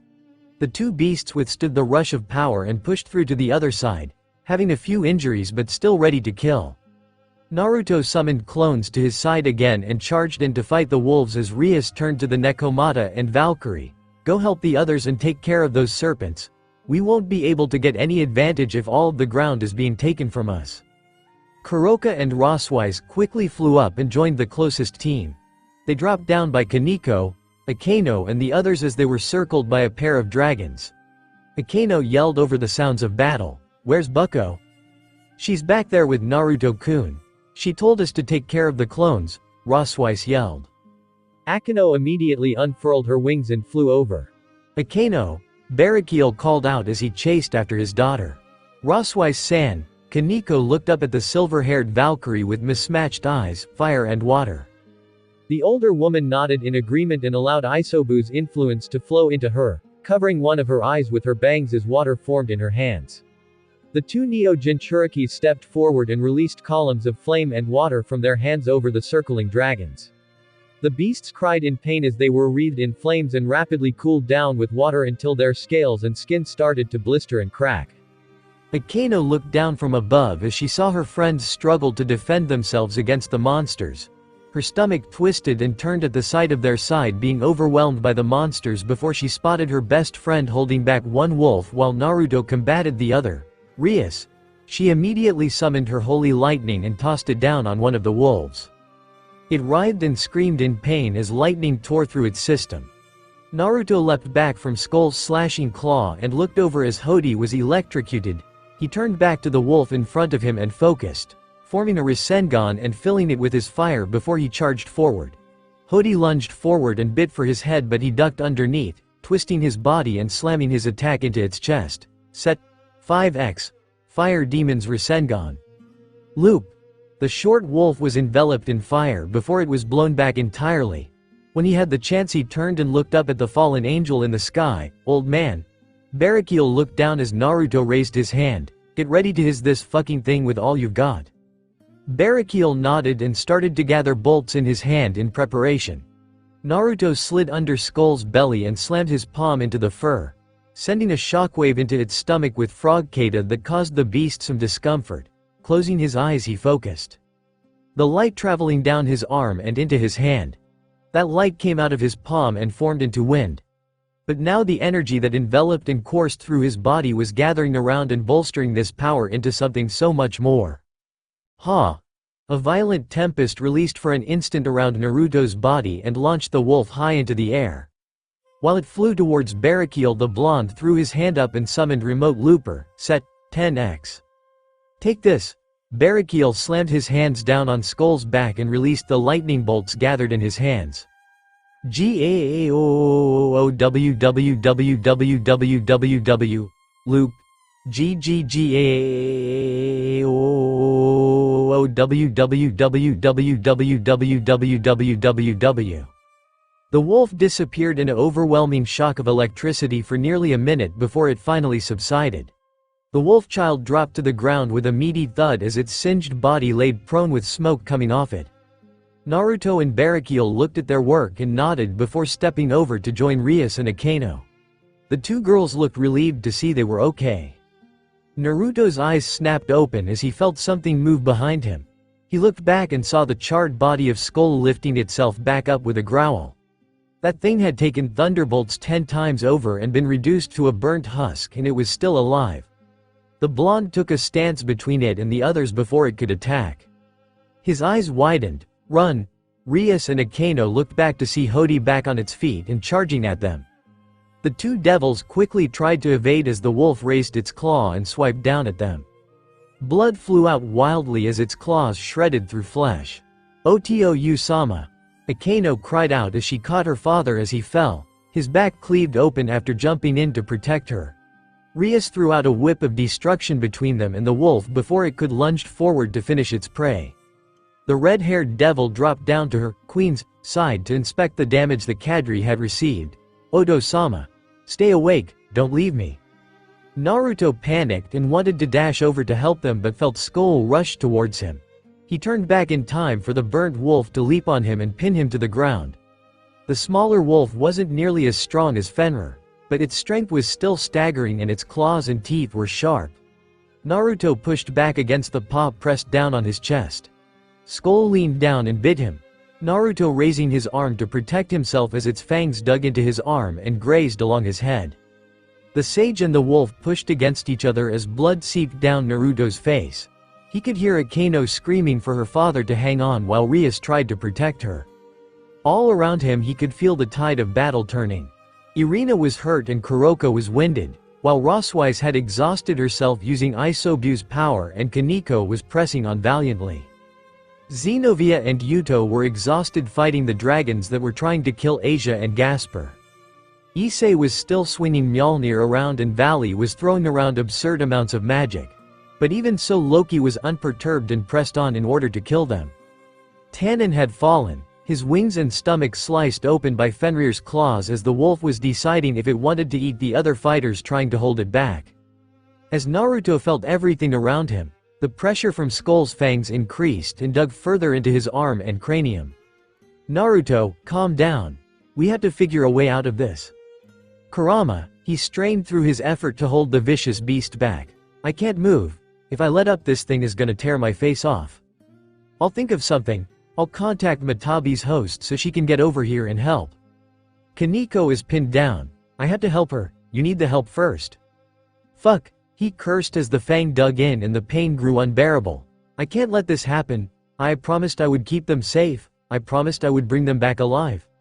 We will. We just need to. Rias. He felt one of the Midgardsormr clones slither across the battlefield in an instant and barrel through the defensive line Rias was trying to make. It coiled itself around Rias, Akeno, and the injured Barakiel as it bared down on them. It was going to indulge itself in a treat for all its hard work. It was going to eat them. He had to help them. But he was here, pinned down and being chewed on by some pathetic little pretender. He promised he would help them. He need to save them. He wasn't going to let it happen again. He had the power once to save everyone he loved and he still failed, but he said he'd never let that happen again. But they were going to die and he was too weak to stop it. Naruto, why couldn't he find the power he needed to help them? What's happening? He had it once and it slipped through his fingers. Something's going on. If he just used it better, if he had the chance. Naruto. I think. Rahhh. Naruto roared at the top of his lungs, spittle flying out of his mouth as he screamed at the wolf pinning him down. His body had started emanating a bright, blinding light before. Return. The glow exploded in an orange light that cracked the ground and blasted Skull away. The light disappeared into an orange blur that vanished towards the dragon. An orange trail of energy appeared over the clone's body as something ran down its coiled body and into the center where it kept its captives surrounded. The dragon clone hissed and snapped down to eat the interrupting prey. Another orange blast knocked the monster away so it could land roughly on the ground. Rias hugged Akeno and Barakiel tightly, shielding them from the jaws that threatened to eat them. But the orange glow in the corner of her eye grabbed her attention as she realized they were no longer trapped. She slowly looked up, her frazzled red hair sticking up in every direction, and stared at figure standing over them. It was Naruto, and his body was covered in orange flames and black marks. Devil! Devil! Jia! Tannen-sama! Saji yelled as the Dragon King dropped to the ground and coughed up blood. There were several claw marks across his underbelly that gushed with blood and strained with every ragged breath he took. The young Stuko member ran up to help him. Hang on. Don't Vritra! Tannen commanded. The damn wolf will, gah! A bloody paw stomped down on Tannen's leg and nearly snapped it in half. Fenrir bared his teeth and snarled down on the dragon it had bested as it considered digging in. But before it could start chowing down, a pole came in from the side and slammed into its cheek. It didn't leave any damage, but it did get the wolf's attention away from Tannen. "Come on, Spot," Bhikkhu mocked with a chuckle and cold sweat down his cheek. "It's kinda rude to just ignore us when we're standing right here." Arthur yelled, drew Caliban, and swinging it while releasing a powerful blast of aura at the monster. Fenrir huffed and barked, causing the wave to shudder and break apart before it could even singe its fur. "Damn, we are not in an enviable position at the moment." "Oh, I know that," Bhikkhu barked back at his comrade as they made a stand. "I'd really like Valley's help at a time like." "Return, devil. Gah!" Irina cried out as the dragon's tail lashed out and knocked her down. The angel fell back roughly with a gasp and an ache running through her body as she cradled her ribs. She panted and dragged herself back from the dragons that were circling them. "I see, can't breathe." "Hold on, Tenchi-chan." Kuroka was quickly by her side and throwing her hands out to create a barrier of roots and trees between them and the approaching clones. She then held her hands by Irina's side and started channeling energy through it to ease her pain. "Can't go folding on us just yet, NYA. I am sorry. Valkyrie-chan. Sharon, tell me you can hold out." Rosavice gasped as she stumbled and fell back on her butt from exhaustion. Isobu's influence filled her with power and gave her great control of water, but she had yet to properly practice with this new avenue of strength, and fighting this extensively with it left her drained. Kaneko had put in more practice with her fire, but the sheer output she was releasing against these serpents was exhausting. Yet she refused to fall, keeping her stance wide and determined not to drop when there was still more she could do. Everyone was still fighting. He was definitely still fighting, and if he was doing whatever he could to keep them safe like she knew he would, then she couldn't do anything less. "Return, devil, ha, ha, ha, ha," Yuto yelled through his panting as he cut with his holy demonic sword and created a field of blades Midgardsormr had to slither through in order to move. Even though its body rolled over swords and folded metal, none of them seemed to do any damage to the beast. Only his sword and Durandal could hope to cleave through the scales of the dragon. Gasper kept trying to get a lock on their massive enemy, but the dragon's sheer size was stopping him from freezing it. The young bishop refused to stop trying, however. "Hyah!" Xenovia yelled as she swung Durandal down and sliced through a weak patch of scales to reach the meat. A vile, ear-piercing hiss from the beast echoed out around them so loudly it rattled their bones. The blue-haired knight struggled to stay on her feet as she raised her sword to attack again. "Xenovia-san!" Asia cried out her name with faint tears in her eyes, her palms glowing green as she focused her healing on the beaten church warrior. "Please stop pushing yourself. If you continue like this." "No can do, Asia." Xenovia panted out as she gripped her sword tightly and raised it despite the scream of her aching muscles. "I have to keep going." She wasn't a smart fighter. She didn't have techniques that could overwhelm or surpass her opponent. She didn't have a connection to a powerful monster or a sacred gear. She could only swing her sword. So she had to push on with her guts and fortitude. It was all she could do, but she refused to believe it wasn't enough to help her fight on. If there was one thing she had in spades, it was stubbornness and determination. Gripping her blade tightly, the former church warrior let out a battle cry and charged in. "Return, devil, is this all you have to offer, Red Dragon Emperor? Piss off." With another swing of the hammer, Issei called down a storm of thunderbolts to strike the arrogant, malicious god. Loki's body disappeared in the overwhelming crash of lightning, and Issei couldn't sense his presence or killing intent anywhere. He eased his shoulders and gagged on the blood that filled his mouth as a fist buried itself into his ribs and cracked his armor in the process. Loki formed into existence at his side and followed up his cheap attack with a mocking laugh. Power welled up in his hand and he hit the Red Dragon Emperor with a burst of magic. As Issei screamed and dropped to the ground, Valley rocketed towards the rogue god. Norse magic circles appeared around him and layered over each other as immense, intense magical blasts released towards the god of mischief. Loki looked irritated as his homeland's magic came careening towards him before he flicked his wrist, causing the magic to distort and twist before discharging in a random direction.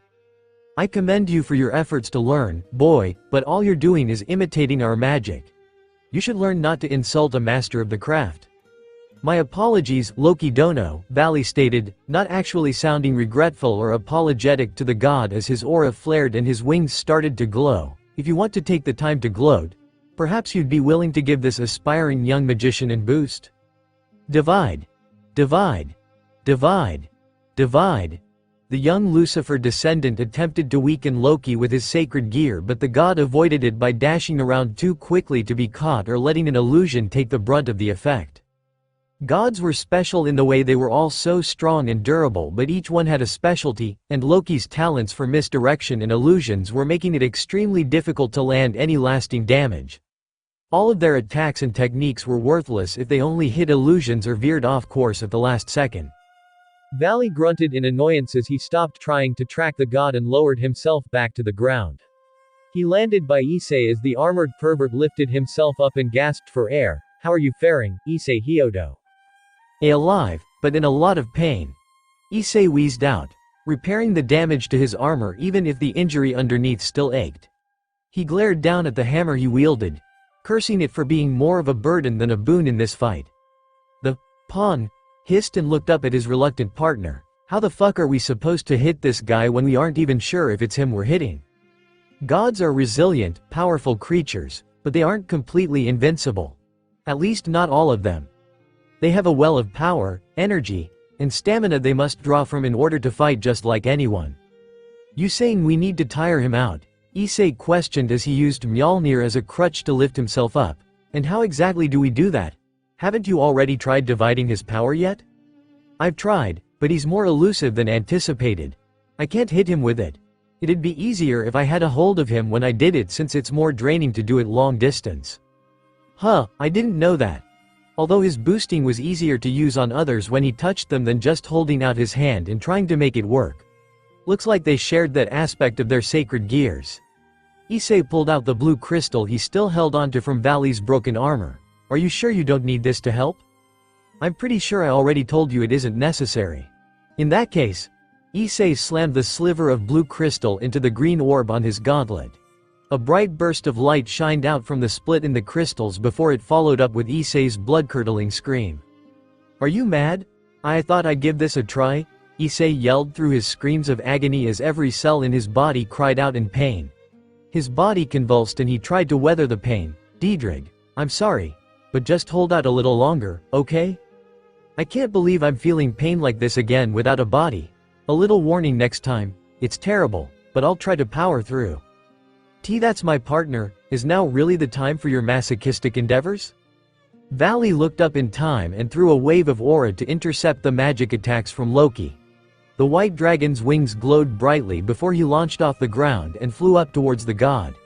He barreled into Loki's chest but flew through his illusion as he appeared a dozen meters away and released another immense wave of magic. Valley had to dodge and fly around to avoid the overwhelming magic attacks, ducking and weaving through the lightning bolts and streams of fire he released. Ha ha ha. While Valley was forced to evade, Loki laughed mockingly. What's wrong, Hikuryuko? I thought you were the strongest white dragon in history. Valley yelled and threw his counterattack, weaving his ice and flames through Loki's magic. The god evaded by forcing the magic off course with a wave of his hand, although I suppose in front of a god, a descendant of a Mao and the vessel to one of the heavenly dragons doesn't quite measure up. Divide. Ah. Loki groaned as he felt his energy suddenly depleted without warning. He wavered and clutched his chest before looking over his shoulder at the red dragon emperor below. And the white gauntlet he was now sporting and aiming up at him. What? Hey, it was a bit of a risk, and it hurt like shit, but I made this work. Issei clutched his fist and showed off the white gauntlet of his scale mail. A hybrid of the divine dividing he had appropriated and which gave him limited use of its abilities. It made him experience some of the worst pain he had felt in his entire life, but it was a move so stupid and foolish that even a trickster didn't anticipate it. How's that, you overrated party clown? You blasted, divide. Valley slammed into Loki's back and divided his energy again while he was distracted. The god careened into the ground and shattered the rock like a cobweb. Valley flew down by Issei's side and looked down at his new gauntlet with amusement. I suppose imitation is the most sincere form of flattery, no? Don't jerk yourself off too much. Issei snapped. We were desperate, and as you were so keen to point out you didn't need your crystal back, the least you could do is say thanks for hitting him with the divide. Loki is a god and a master of trickery, but he's arrogant and vainglorious. Valley and Issei stood beside each other as the rogue god pulled himself out of the ground. While he's misdirecting our attacks or avoiding us, he likes to mock and shame us. And in that moment he isn't concentrating as our opportunity to strike. So our goal is to hit a god while they're being prideful? The heavenly dragons looked at each other and scoffed, easy as pie. You rotten little, devil. Return. Kurama's voice echoed in his ears and hit a chord through his entire body. It was so explosive that Skull was blown off from atop of him and sent dropping into the ground. Naruto wanted to figure out what had caused that, but he had more pressing matters to focus on. He turned and looked back as he saw the Midgard Sormer's body coil around Rias, Akano, and the injured Barracuda as it prepared to strike them. Without thinking, Naruto climbed up to his feet and dashed forward. He got there fast. Even faster than Sage Mode usually was. He hit the neck of the serpentine dragon and shifted that momentum into a slide, grinding along the coiled body of the beast before he spotted Rias huddled over by the others. He jumped down in front of her and punched into the body that was quickly tightening around them. It was enough power to knock the monster away and into the dirt. Naruto took a moment to catch his breath after the frantic series of events. While he regained his composure, he noticed that the stinging pain in his arm and head from Skull's fangs and claws weren't hurting anymore. All his fatigue and pain had just vanished and left him feeling better than ever. Naruto? He turned back to Rias and Akano as they looked up at him with expressions he could only consider as shock. Is that you? Of course it is. What are you? Naruto actually felt, the surprise and disbelief coming not just from them but from everyone around him. He turned around and saw almost all eyes on the battlefield had turned towards him after he had come to knock the clone away. It appeared that there was a lull of fighting across the entire battlefield just so that they could look his way. He looked over himself and was shocked to find he was wreathed in a familiar orange energy he hadn't seen in years. Kurama? Yeah, it is. The fox answered, not from his arm like he had grown accustomed to for the last few months but from inside his mind like the old days. This is my power to you. Wasn't your chakra taken? It was. How did we get it back? I don't know. I just felt a huge swell of something powerful while you were pinned by that wolf and now we're here. How? I don't know. I have no idea how this is happening or why. But are you complaining? Was he complaining about the power he lost so long ago coming back to him? Nope. Naruto smirked and crossed his fingers together, because this I know. Shadow Clone Jutsu. With a burst of smoke, clone after clone jumped out and rushed across the field. Several clones each charged one of the beasts while they were distracted and engaged them in battle. Each squad was joined by at least several Narutos to help them handle their monstrosities. A group of glowing orange ninjas dashed in and appeared by Kaniko's side in a flash of light. They protected Irina, supported Kuroka, helped Rosweiss back to her feet, and stood beside Kaniko as the dragon clones hissed and roared at them. The young Neo Jinchuriki looked up in amazement at her glowing predecessor before he looked down and grinned at her. He seemed so much younger and full of life than the man she knew.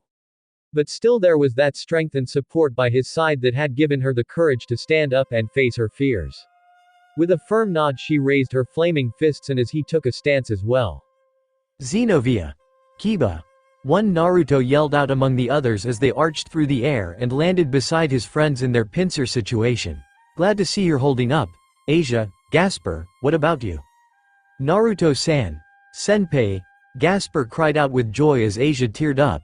I'm so glad you came to help us, and I'm even happier you've turned Super Saiyan for us.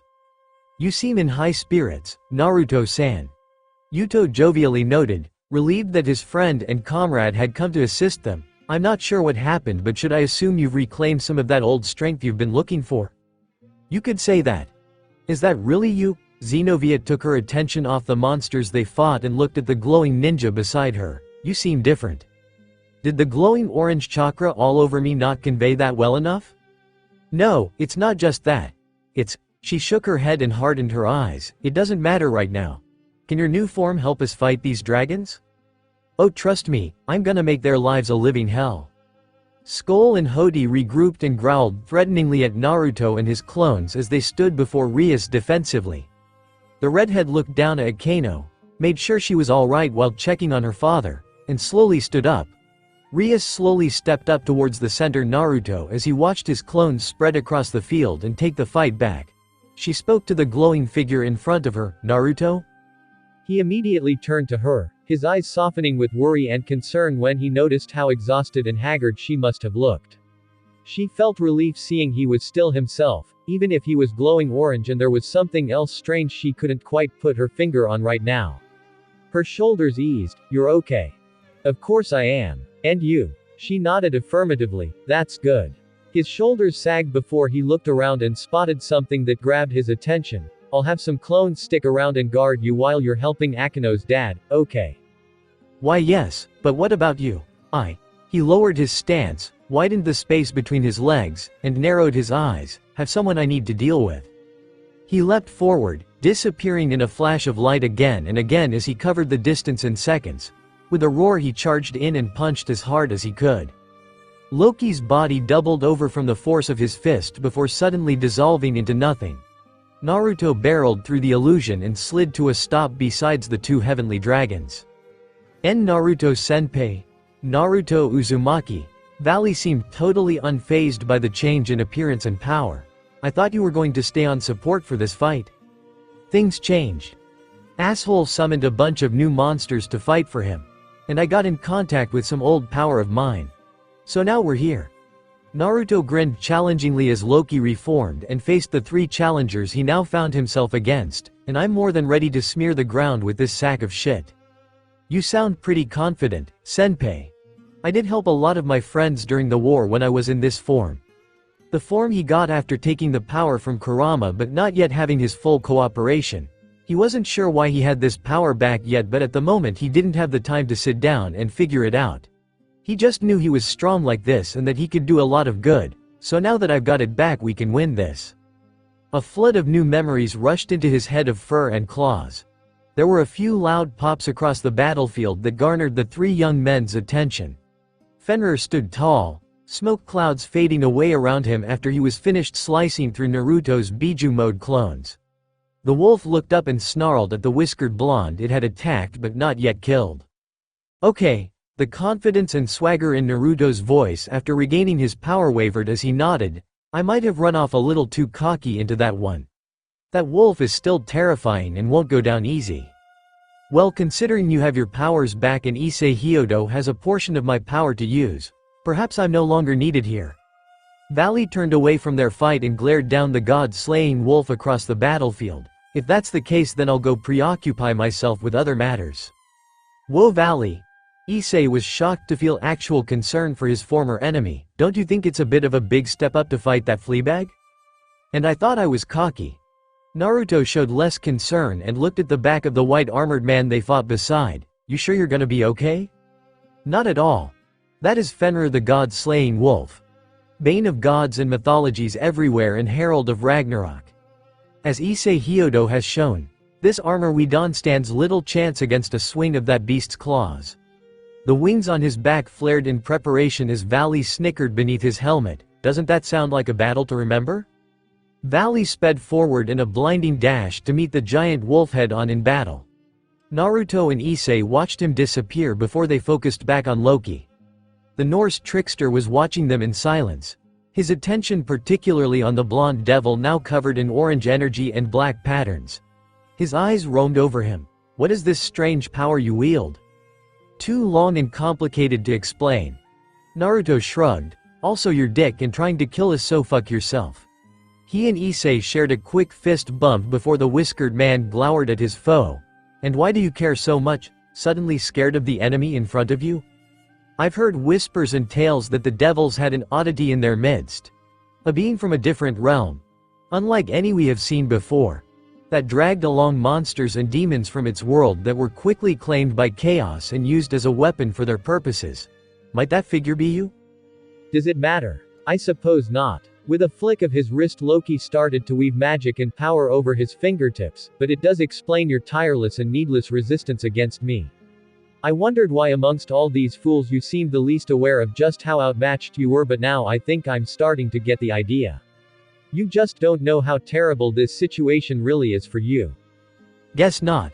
The whiskered ninja smirked. Where I come from there aren't really any gods or deities or religions that I know of. Just people who believe in themselves and those around them. That's all we needed. Ha! Loki cackled, making Naruto and Issei glare more intensely as the rogue god mocked him. Then no wonder you are so blind. An entire plane of existence of ignorant, aimless souls lacking guidance and leadership. I can't imagine a more pathetic state of being than a lesser life form that doesn't even realize the wide, beautiful state of existence that looms over them. The two devils grew more agitated at his haughty declaration, believing that only you and those around you are the pinnacle of life. I pity your former people. Are you serious? Issei snarled as he stomped his foot. You think you're some kind of guiding light? The deity they follow and revere? You're a monster and a fool and a bastard that would just torture and mistreatment them? Of course I would. I'm a god. They're humans. I've given them purpose. Issei was nearly floored by the blunt, careless response as Naruto just stared the god down with contempt. Loki continued unfazed by their disgust. Humans are the lowest form of existence. You devils and angels and Yukai are pitiful beings as well, but humans crawled their way out of mud and never bothered to shake it off themselves. Until we came and intervened in their lives, they were aimless, frightened beasts screaming at the dark.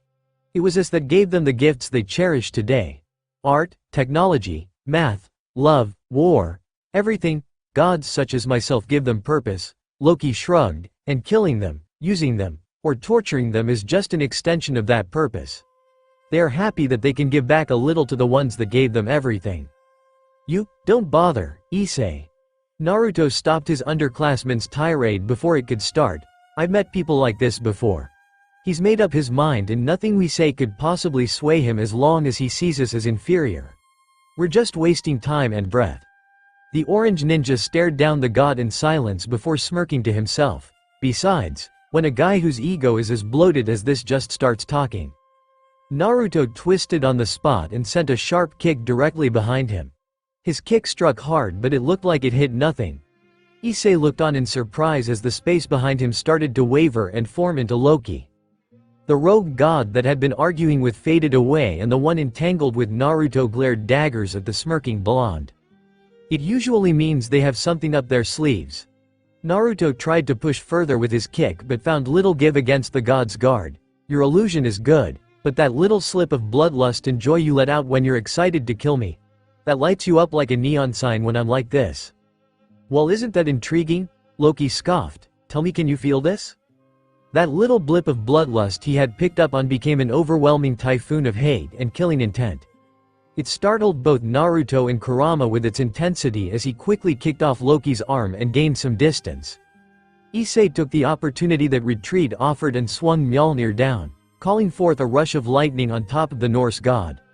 Loki dashed and turned and pushed the lightning off course. The Norse god jerked his head back to avoid the orange blur that kicked for his jaw. Naruto flew by, dug his hands and feet into the ground, and launched himself back at the Norseman. Loki and Naruto circled around each other before dashing in and exchanging blows. The whiskered blonde threw jabs and hooks that the god deftly dodged before resorting to a leap and spinning kick. Loki knocked him back with a block and flex of his arms. Naruto spun through the air and landed in a crouch before dropping to the ground and avoiding the god's sweeping kick. The chakra around his body formed a hand and shot up to strike Loki in his chin. The god avoided his desperate attack and let his kick swing into the ninja's side. Naruto blocked the kick and gritted his teeth under the force. The lanky, deceptive god had enough strength that he felt that through the layer of chakra around his body. What the hell? How did a quick punch and kick from this guy have enough force to match what the rakeage could deal out? I guess this is the power of gods that decrepit old fossil was warning us about. So we just had to hit him a few more times, huh? Naruto smirked, holding out his hand towards Loki. Set, 10x. His eyes widened in shock when he felt nothing happen in response. Loki took the momentary lapse in battle to attack, releasing magic that forced Naruto to run before he was destroyed. Kurama. Don't yell at me, the sacred gear didn't respond. Why not? Naruto, if I had any idea what the fuck was going on I'd tell you. Huh? Issei smashed Mjolnir into the ground and summoned bolts of lightning down on Loki to force him into a retreat.